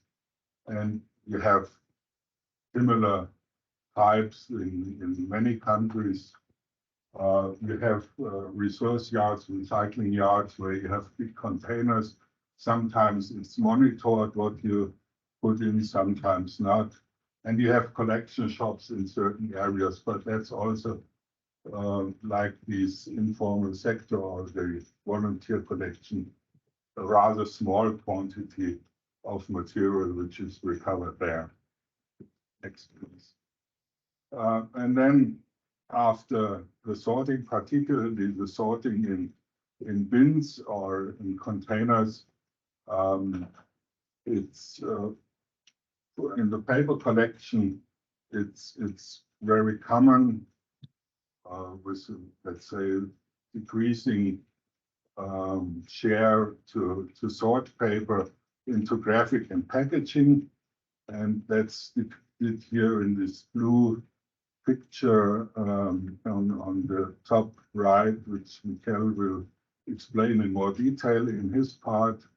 And you see the main from the mixed paper, which looks on this picture mainly like being packaging, but due to the different weight of graphic products and packaging products, that's about a 50-50 mix, what you see in the top picture. And the main grades you create by sorting is then a pure packaging grade and a pure graphic grade. Yeah, and with all that, That's now coming to the work of work stream 3. With this variety, we collected a lot of data, statistics, information, and so on. And with all that collection of material, it became pretty obvious about 1.5 years ago that a guideline will be too extensive, too large for the readers. So the work stream decided to split the work and make 2 documents out of it, the guidance with 11 pages, which really contains the recommendation, and also a reference book which contains all the facts, what I just described with all the information he gathered, which has a volume of 55 pages, which is not in all details concluded and therefore for internal use only. And now I will switch over to Michael to describe the 11-pager in more detail. Thank you very much.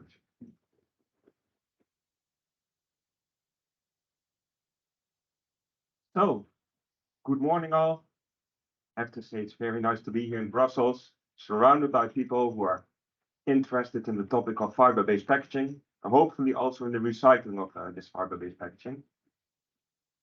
I have to say, especially after 3 cups of coffee, I can talk about recycling for hours, but I won't, don't worry. Instead, what I will do the coming 5 to 10 minutes, I want to talk about the key highlights of our 11th page on the guidance on the improved collection and sorting for recycling. So, next slide, please. Quite obligatory, the aim of the document is depicted on the screen.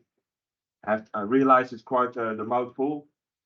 So if I would capture the essence in 1 sentence, I would ask how to organize the collection and sorting of fiber-based packaging in such a way that at the end of the day, we can efficiently recycle it. And one of the paper mills which passed in review, I think in the first 2 presentations already. So that's where it boils down to.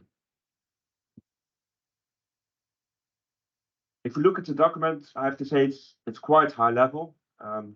It's specifically targeted at policymakers and producer responsibility schemes. Of course, at the end of the day, it's affecting us all. We are, in a sense, the linking pin between the design of the product, so workstream 2, and the actual physical recycling at a dedicated paper mill. If we look at the work, if we look at the 11-pager, what we wanted to do is put a finger on the sore spot, so to speak. And for us, the sore spot is material which is generated, if I may call it like that, at households. As such, we know that 4evergreen has an aspirational recycling rate target of 90%.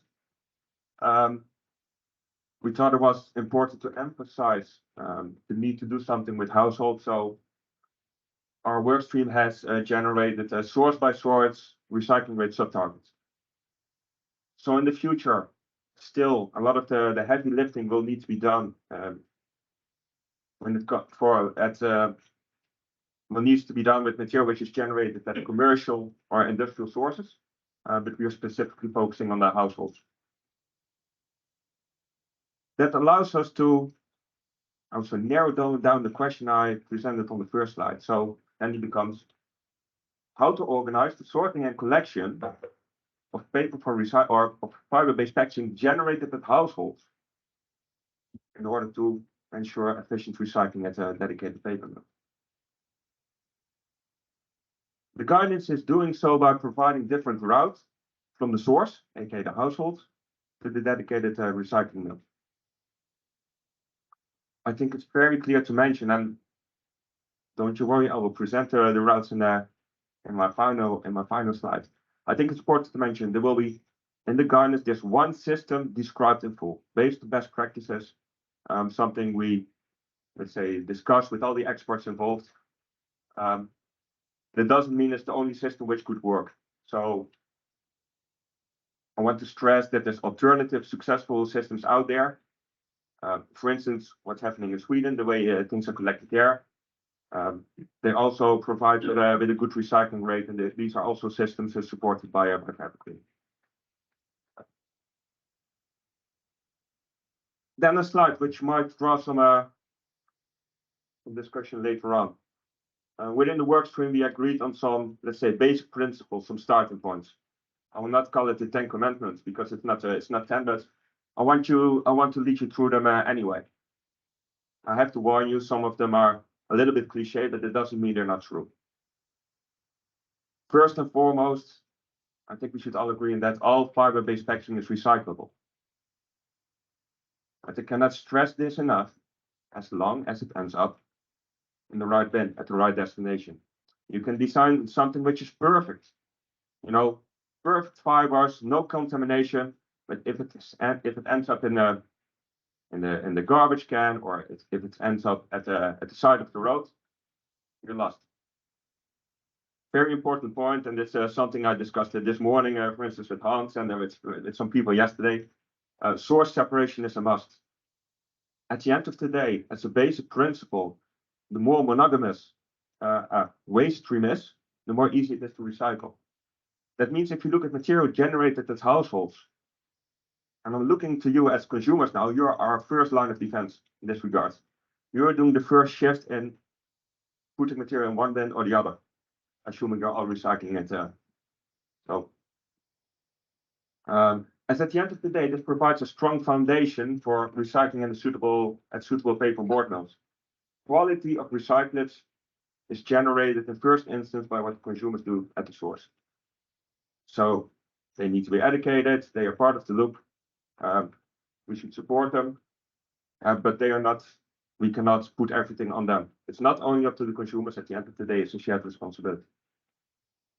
I won't go too much into detail on curbside collection. In the top right are drop-off points, because I think Andreas already covered that, but just nice to see both systems could work. In the guidance, there's a dedicated chapter 9, on practicalities with regard to a collection. Of course, these are things which need to be set up. Just to give an example I gave to someone in the room earlier today. If you live in a big city, for instance in Amsterdam, and you save all your recyclates for all your paper, fiber-based recyclates for the end of the month. You have 1 kilogram of you have a box, 1 kilogram, so you try to walk to the drop-off point. You arrive there, it's full. What do? You take it back, you leave it there, you throw it in the plastic bin. There's always some practical issues we need to tackle. So it can work, but we need to make sure operationally it works as well. Then a very strong point. Commingled collection, where all recyclates are collected in the same bin, meaning plastic, paper, glass, metal, clearly said should be avoided at all costs. Period. If you look, especially from the perspective of a standard paper mill, if you look at the results in terms of recyclates, in terms of, let's say, the raw material for the paper mill, it just doesn't meet the mill standards across Europe. Then another no-go for the moment also has to do, of course, with many logical reasons, with food safety, etc., etc. Fibers collected from residual waste, at least at this moment, is a clear no-go. We don't know what the future has, what's in there in the future, but for the moment, it's a no-go. Then the cliche of today: public awareness is key, and still we're all in this together. That's why we should be proud to be here with 4evergreen, with the whole chain supporting the story. That brings us to costs at the end of the day, which is also a part of responsibility. 4evergreen believes, and I believe as well, that at the end of the day, the net recycling costs should be covered by a producer responsibility fees. Okay. I think I've seen the word standard paper mill or standard. I've seen that a couple of times today, so I won't go too much into detail on that.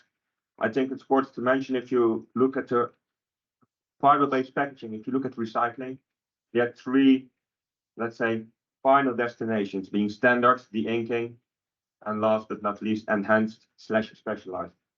I know we're using these terms, and hence they're specialized a little bit interchangeably.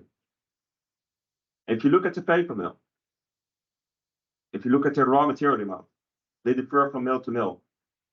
If you look at the paper mill, they have different recipes, etc., etc. That means they have different qualifications they have for the raw material they can and want to handle. That's important to take into consideration when it comes to collection. So at the end of the day, collection and sorting should guide, let's say, the material to the right paper mill. I want to point out a very important thing. Although it's not in bold, we have to realize that there's a difference between consumption at the paper mill and actual recycling.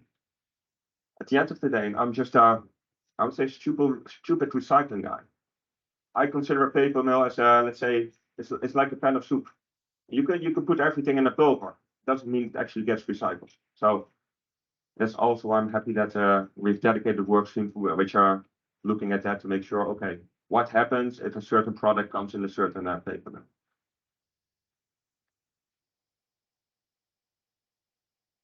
Then this is my last, and I guess the most important slide I have for you today. This illustrates the two possible routes in the system we described from households, and I don't have a laser pointer, so you have to bear with me a little bit. From households all the way to the top, not depicted on the screen, and all the way below the screen, the possible recycling node. And I want to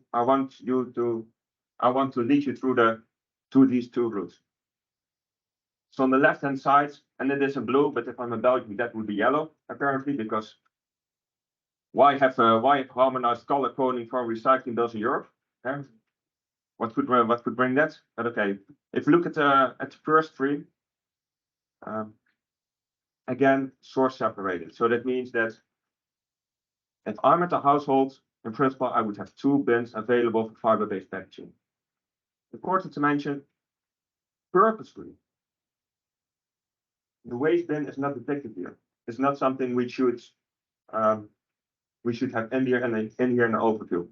As we mentioned, all fiber-based packaging is recyclable anyway. So consumers should split the material between blue and yellow or orange. So if we look at the blue bin, source separated, and what are we collecting in that bin? Very simply said, this is a bin dedicated for paper-based material, which is basically said quite easy to recycle. It takes both packaging and other paper on board. So I'm talking newspapers, I'm talking magazines. It excludes liquid packaging boards. And an important point, it excludes certain fiber-based composite packaging, which in some cases will go in the blue bin, in some cases will go in the orange bin, and it's something also where Jonathan will say something about. The good thing is, if you collect material in this way, basically the material is ready for recycling. The only thing you need to do is press it into bills, do quality control, and it can go to a standard paper mill. You have recycling at scale. There's paper mills all across Europe who are prepared to take this material when it is sorted by the consumers this way. Optionally, I have to state optionally, you can choose to sort this material first in what I would call a de-ink sorting line. Yeah, in essence, what you do is you split the material into, you try to separate the brown packaging grades on the one hand from, let's say, the white newspapers and magazines on the other. Again, it's optionally, a lot of that material will still go to a standard paper mill. But a lot of the newspapers and magazines basically will go to a de-ink mill.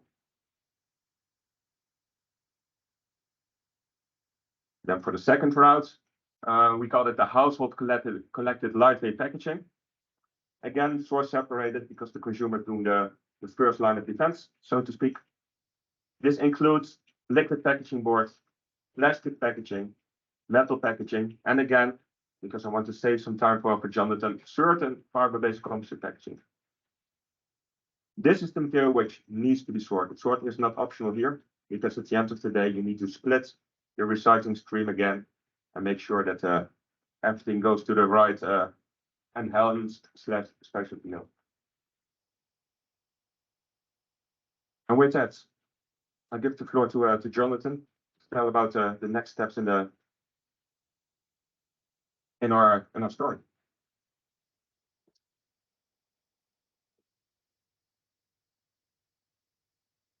Thanks, and hi everyone. I'm Jonathan.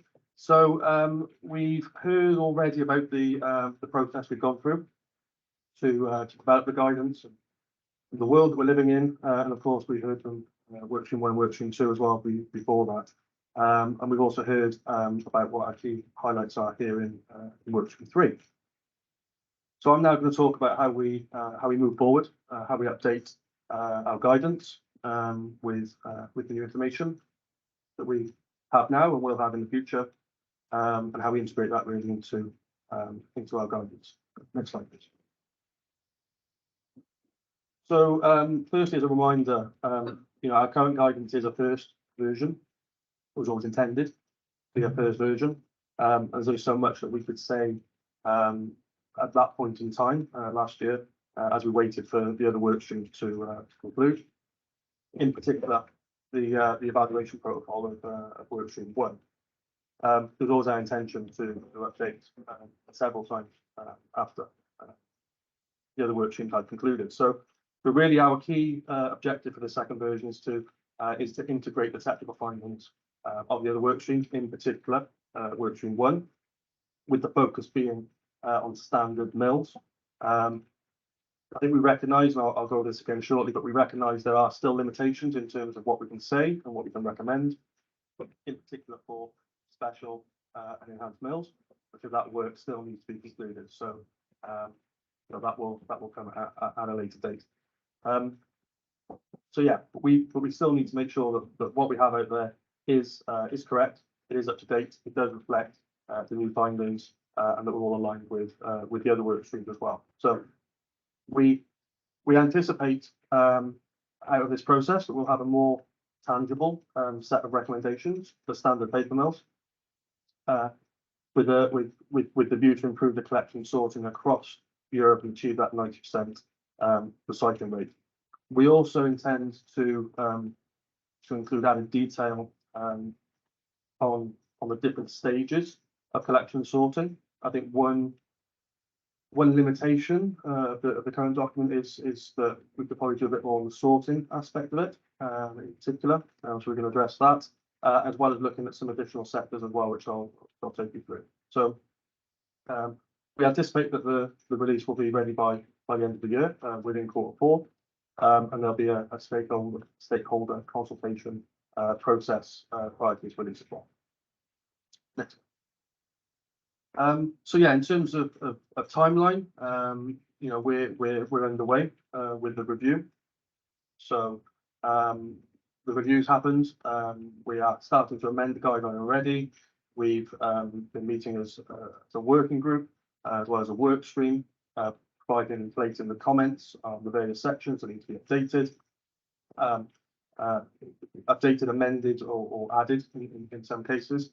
So we've done that piece of work. That is now done. We're entering the research and the writing phase now to update our guidance, but also put in the placeholders for the work that we can't do right now, that we acknowledge will come at a later date. So yeah, even just yesterday we spent a lot of time as a work stream and a work group going through that. Lots of discussion, lots of debate. Still lots of things to cover and to include, but ultimately we collaborated and agreed on what's important. I think that's the main thing, as well as people taking ownership for responsibility for writing certain aspects, because we need the technical expertise, the people within our work stream to help us write this content. So that stage takes us up to the end of Q3, at which time we hope that we'll have the external stakeholder review, and it acknowledges the fact that there'll be fairly limited work for some of the summer months, as everyone's enjoying their summer holidays. And then, as I say, Q4, we will hopefully be able to release the guidance, as well as obviously approved by the steering group. Next slide. So you've probably been wondering now, what are we going to include in the second version, and how will it differ? So this is a summary of that. So based on the feedback we've had so far, and we're happy to take more comments and points after this in the Q&A. The focus will be centered, as I said already, around strengthening the recommendation. So we've been unable to make certain conclusions. We've had to use words like certain types of packaging, where we haven't been able to be specific. Well, we now have the detail to be specific on standard paper mills, and that's what we intend to do in the next release. We will be refining what packaging is suitable for standard paper mills, but also how best to collect it, for building on the work that we talked about already. We'll be taking into account quality as well as quantity. So the differences we talked about there in terms of consumption of paper mill compared to what's actually recycled. And we'll be focusing as well on expanded detail for EN 643 and other standards, as well as a specific chapter on sorting. We will be including detail on food contact and in some cases contamination, not always contamination, I know, but packaging that comes in contact with food that has the potential to contaminate the bales of paper that are consumed at the paper mills. So we'll be focusing on that, as well as the industries that they tend to come from. So HoReCa, on the go, the general sort of food hospitality industry, will be addressing that in the revision as well. We acknowledge that that was missing previously, but for good reason. But now I think is the right time to include them and address the fact that they have some of the lowest recycling rates of any sector. So that, as well as a general review and update regards the wording and the flow, will also reflect on recent legislative changes, in particular PWR. I think it's going to be common across a lot of the work that we do across all the work streams. And I think importantly as well, work stream 3, I think, has the duty to address in practice and at scale. So if you think about what you've heard today about work stream 1, work stream 2, really that's addressing the technical ability or the potential packaging to be recycled. Whether it is actually recycled comes down to how it's collected, how it's sorted and prepared for the right paper mill. So I think we need to address that terminology here as well. We're looking to expand the detail on current infrastructure. So we've seen some of that already, but the current infrastructure and capacities of different mills across Europe. So where can you recycle the types of packaging that we're talking about, whether it go into the blue bin, the yellow bin, or maybe a separate collection system altogether, and maybe highlight the gaps that might exist in certain countries as well. So one thing to note on that is that that's very much a cross-workstream partnership to needed. It's not something that we'll be able to develop ourselves here in workstream 3, and we recognise the work that we'll need to do together as an alliance. And then what will not be included is it's a much shorter list. So we won't be focusing on the special and enhanced mills in the next review, but we will focus on that in the later review, possibly earmarked for 2024. But we will be updating the wording relating to those with those placeholders I talked about in terms of signposting what's coming. But that being said, we will still do the research and the work required to ready us for that update next year. So we're not going to be sitting on our hands for the rest of the year. There's a lot of work to be done on all of those sections that I just listed, and a lot of research that needs to take place. And lastly, the internal reference book. So we heard earlier from Andreas, we've got the very large 55-page reference book, which is a gold mine of information, but it's just too big for public consumption, and also to keep on top of in terms of editing and so on. There's just so much in there. But we do hope at some point in time, we might be able to use some more of that information, possibly 2024 onwards, as we sort of conclude our deliverables here in workstream 3. But that won't be updated now. Next slide. I think that's it. That's all from me. So yeah, thank you very much.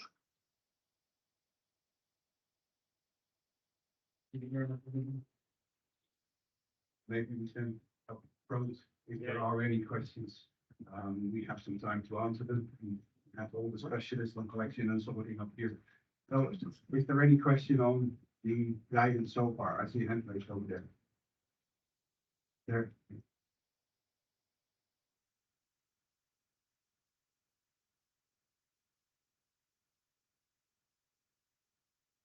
Yes, it's Pablo Inglavian again from FINAP and Apparel, self-adhesive labels and adhesive tapes.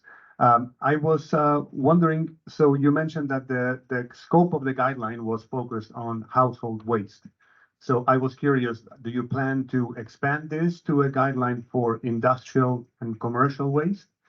And the second part of the question is about the scope of 4evergreen with this target of 90% recycling. Is this then focused on household waste only or on overall packaging? After Microsoft, shall I take it? Yeah. Good question, thank you. In principle, as mentioned, our first job is to finalize the work on the households, then on HORIC and on-the-go packaging. That's putting the finger on the sore spot. If we look in general at industrial and commercial, it's on a quite high level. Concerns a lot of business-to-business packaging recycling, which works very, very well in Europe.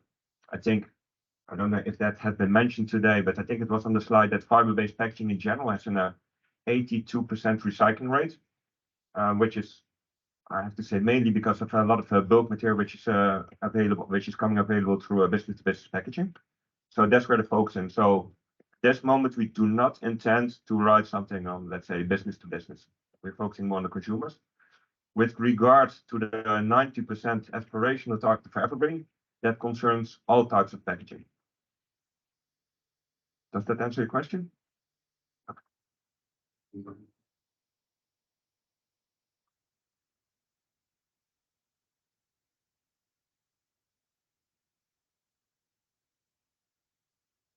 Good morning, Vincent Moy, CircPack Aviolia.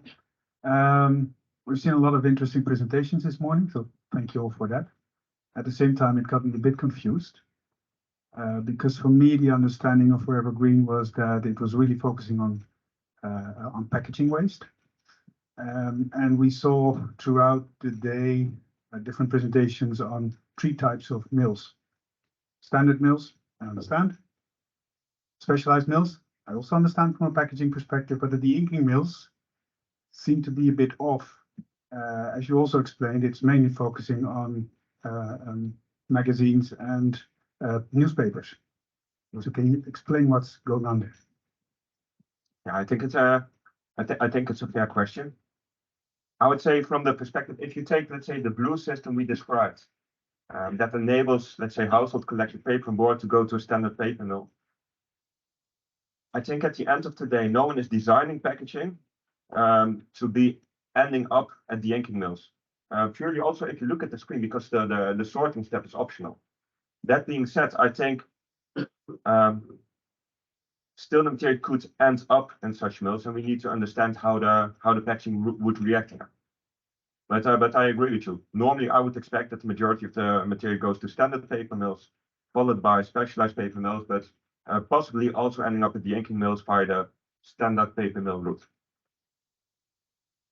Does that? My eye heard something for that. If I give you the microphone, you have to keep it, right? Yeah, at the moment, there is some packaging which is used in the inking. That's, for example, the production waste when making small consumer packaging.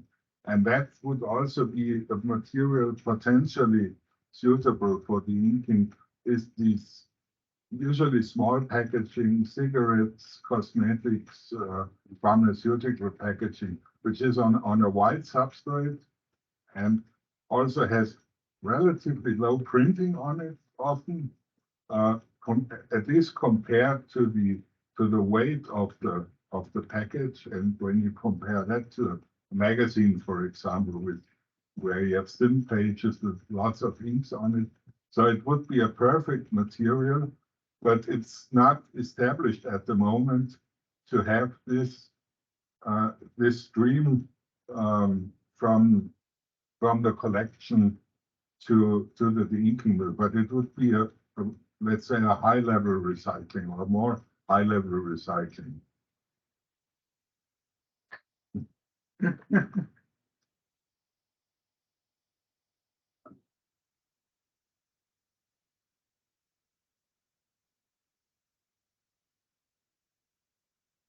Thanks. Barbara Guzzo from Perspective Amendment. When dealing with sorting for other category of packaging like plastic, the size of the packaging is a challenge sometimes. Is this work stream dealing also with the size of the packaging? I appreciate the question because there was maybe not coincidentally a question which popped up yesterday morning in a face-to-face meeting as well. Looking at the system, from my perspective, if you look at let's say the paper and board stream, size of the packaging doesn't matter too much. I mean, the material is collected, it can go to standard paper mill. There's no sorting involved, so in essence, not an issue.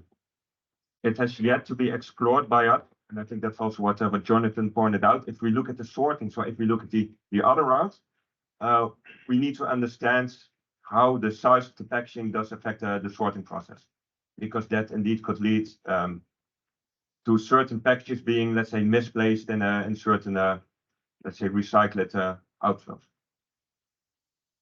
So work in progress, but mainly on the orange and the yellow-orange route. Any more questions?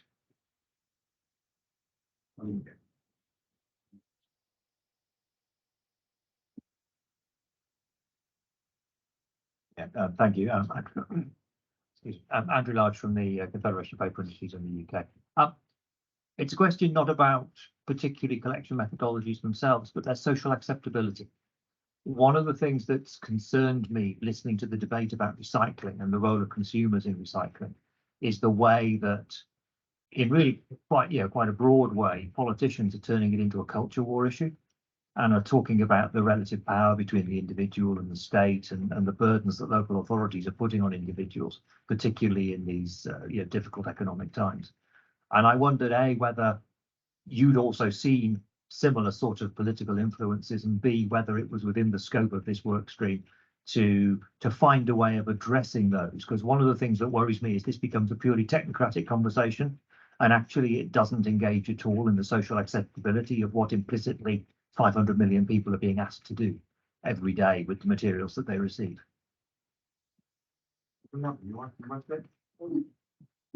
Yeah, I'll try and answer that. Thanks, Andrew. I think the short answer is yes, and as I sort of said, we are going to look at legislation. I gave the PPWR an example. It's not limited just to that. There's a lot going on, and as you say, it's fairly high up the political agenda, sort of across the board. And I think we do have to be kind of mindful and realistic about what can be achieved, what can be recommended, what can be achieved, what can actually be put in place that the consumer will engage with. And I think the best answer to that, from my perspective, is consistency and harmonization is the most important thing in all of this. So as a consumer, having the knowledge and the confidence over where you are going to place your piece of packaging, whatever it is, even if it's not paper, whatever it is, you know which bin that's going into, and it's the same everywhere. So there's clear messaging on the packaging. Put it in bin 1, 2, 3, green, red, blue, whatever it might be. But that is the same everywhere. And I think for me, that would be the biggest impact of anything in all of this. Does that answer your question? I guess standardization is the word, and the more standardized and made life simple for the consumer, the better it is. And that is a big challenge, knowing the fragmented structure we have in Europe. Okay, have we any more questions in the room? There's a few more.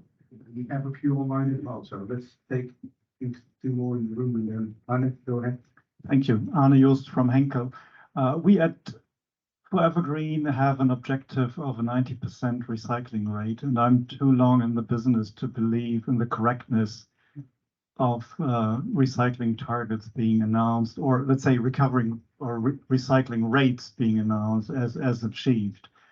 My question is, in your work stream, do you also focus on improving the traceability of material streams in a way that at some point we as 4evergreen can say, we have achieved a 90% recycling target and we mean it. So if you really deep dive into the data, you can see, yes, it's really 90% and it's not just some weird figures that have been put together. Knowing, for example, that in a blue bin, you have a packaging stream, but also a graphic paper stream, which are very hard to distinguish one from each other or to trace once they have been fed into a paper mill or eventually been sorted. I think we need to acknowledge, especially for fiber-based packaging, who is the final recycler in the system. And for me, that's the paper mill. And I think in legislation, we've seen a shift from collection being important to actual recycling and the paper mill being important. And I believe those are statistics which we should be able to track. I guess that each and every paper mill knows what it is putting in the pulper, and we can look at that. And I think that's where the differentiation is between collection and actually putting things on the conveyor belt and recycling it. What we know so far is that we have achieved 82% as fiber-based packaging, which is monitored by your staff, and which is based on the input into the filter rather than how it's being collected. So that is a way to measure it, and whether we then get measured 90% perfectly, that is the question, but we will be able to demonstrate that we get very close to it within an acceptable benefit. That's at least the goal we should have. There was one more question, I believe. Yeah.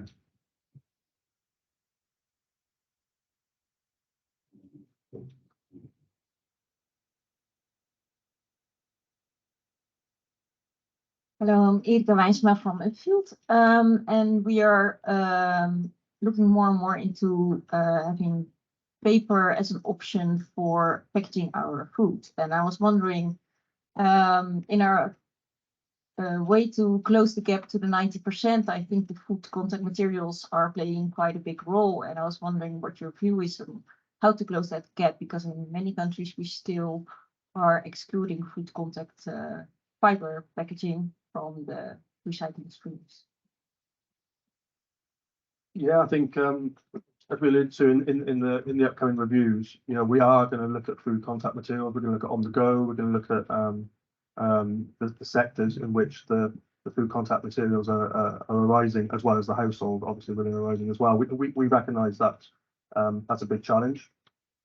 In terms of how we address that, I don't know if either of the other co-leads would want to comment, but I think we need to do that work to understand how.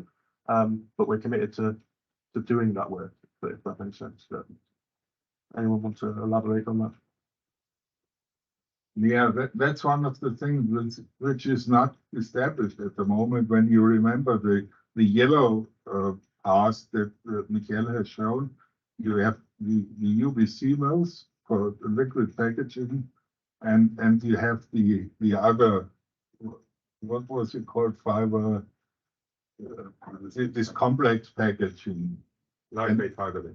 Lightweight fiber-based part, which, yeah, there is really work to do with all the work streams on the assessment and then also on the guidance for collection and sorting.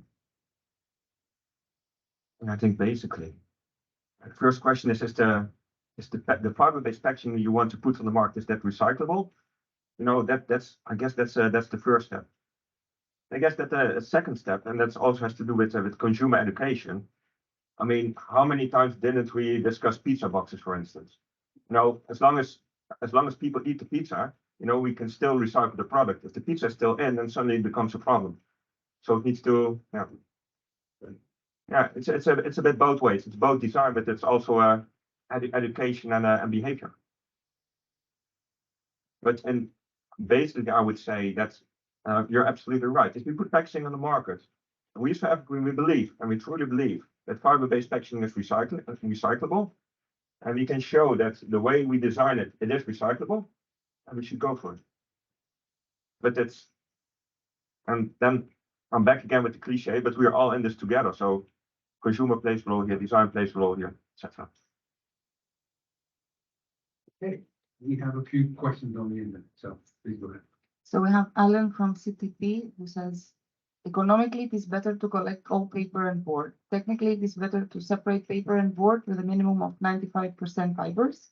Chemically, it is better to separate magazine newspaper from packaging because of mineral oils contamination. Which choice is the better one? It's your choice. Well, it's in the 11th page, I would say. It's a difficult one to answer. Yeah, I think I cannot answer that at this moment, but I think we need to consider a lot of, indeed, we need to balance and balance a lot of different aspects in there, in the guidance. At the end of the day, what we are here for is to make sure the fiber gets recycled. And yes, that could mean that in some cases, producer responsibility fees or cost might be higher than in order to achieve that. I don't know who pointed it out today, but you know, if you look at if you take, let's say, a country with a quite low recycling rate, what you will see is that how shall I put it? What's the saying again? The easy to collect materials are collected first. You know, the business to business here, that's where it all starts. Every percent you want to go higher in terms of recycling rates, it's going to be more costly, it's going to need more effort. But at the end of the day, if we want to reach 90%, boy, do we need to focus on all the factors, and that also means cost. So let us focus on I think we should focus on the 90%. We have another one. Yes. From Jules, in the different categories of papers that you defined on the slide overview, where do you include inductive paper? Some of them can perturbate this recycling process, or could be impregnated paper. Does that maybe make more sense?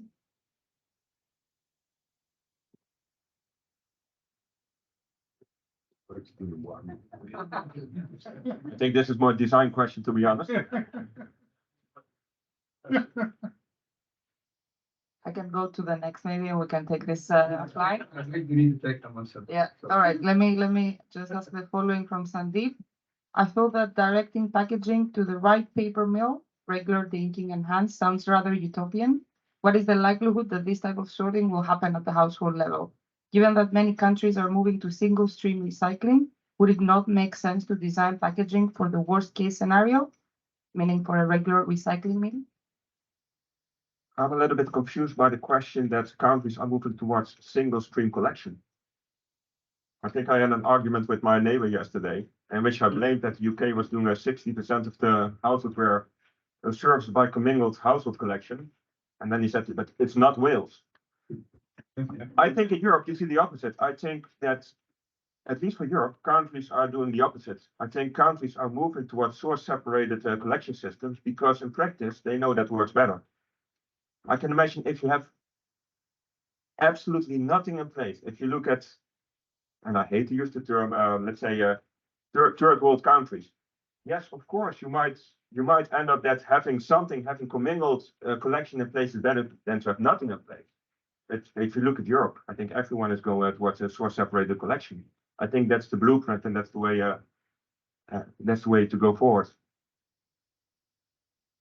And I can tell you, we had, of course, quite heavy discussions, also work stream 3 in first instance on commingled collection. But I'm very proud to say it was on my slide. I will say it again. For work stream 3, from our perspective, commingled collection, in particular for the blue stream, as depicted on the screen, is a simple no-go. Yeah, I think just to build on that, I'm the neighbour from Wales, by the way. Yeah, you know, I mean, so at my house we have a curbside collection, separate materials. So we've got one bin for cardboard and weirdly glass. Not getting me started on that, for cardboard, another one for mixed papers, another one for bottles and cans, another one for food, one for garden waste and one for general waste. There's lots of bins. And that's pretty much widespread across Wales, bar, I think, 2 local authorities. We've got dense populations, we've got quite a lot of rural populations. We've got high rises, we've got the same challenges that all other cities, all other countries have. And we're placed 4th in the world in terms of recycling rates. So it can be achieved with the right approach. Appreciate other countries might be starting at different levels on that journey, but I think ultimately that can be achieved. And I think touching on the points around commingling being a no-go, there's some additional things to consider here. It's not just what the current waste streams or recycling streams look like now that are being commingled, but what might they look like in the future. So all the other materials in the market are also pushing for higher recycling rates, plastics in particular. So we're hearing more now about the rollout of plastic film and flexibles into household collection systems. If you commingle that with other materials, particularly 2D paper, it renders it almost impossible to sort. Yes, there's technologies coming that can help, but you're not giving yourself the best chance to recycle that material from the get-go. And quite frankly, the level of contamination that you'll see, specifically in the paper and board stream, afterwards, the level of contamination will just be significantly higher than it currently is, and it quite possibly could be impossible to recycle it. So no single stream for Europe then. I believe some is from the US where single stream is more still the standard, but we are aiming for separated source. Okay. Do we have one more question? No. So that was a question from the internet. Any questions from the room? In that case, I would like to thank you guys for being up here.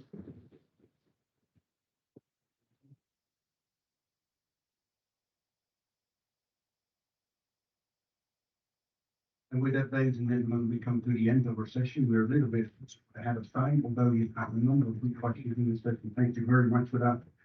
I hope you found it an excellent venue to meet, and you picked up some of the work we're doing for 4evergreen. And I hope that we have been able to convince you that we're aiming for a 90% target, though it would be difficult to measure.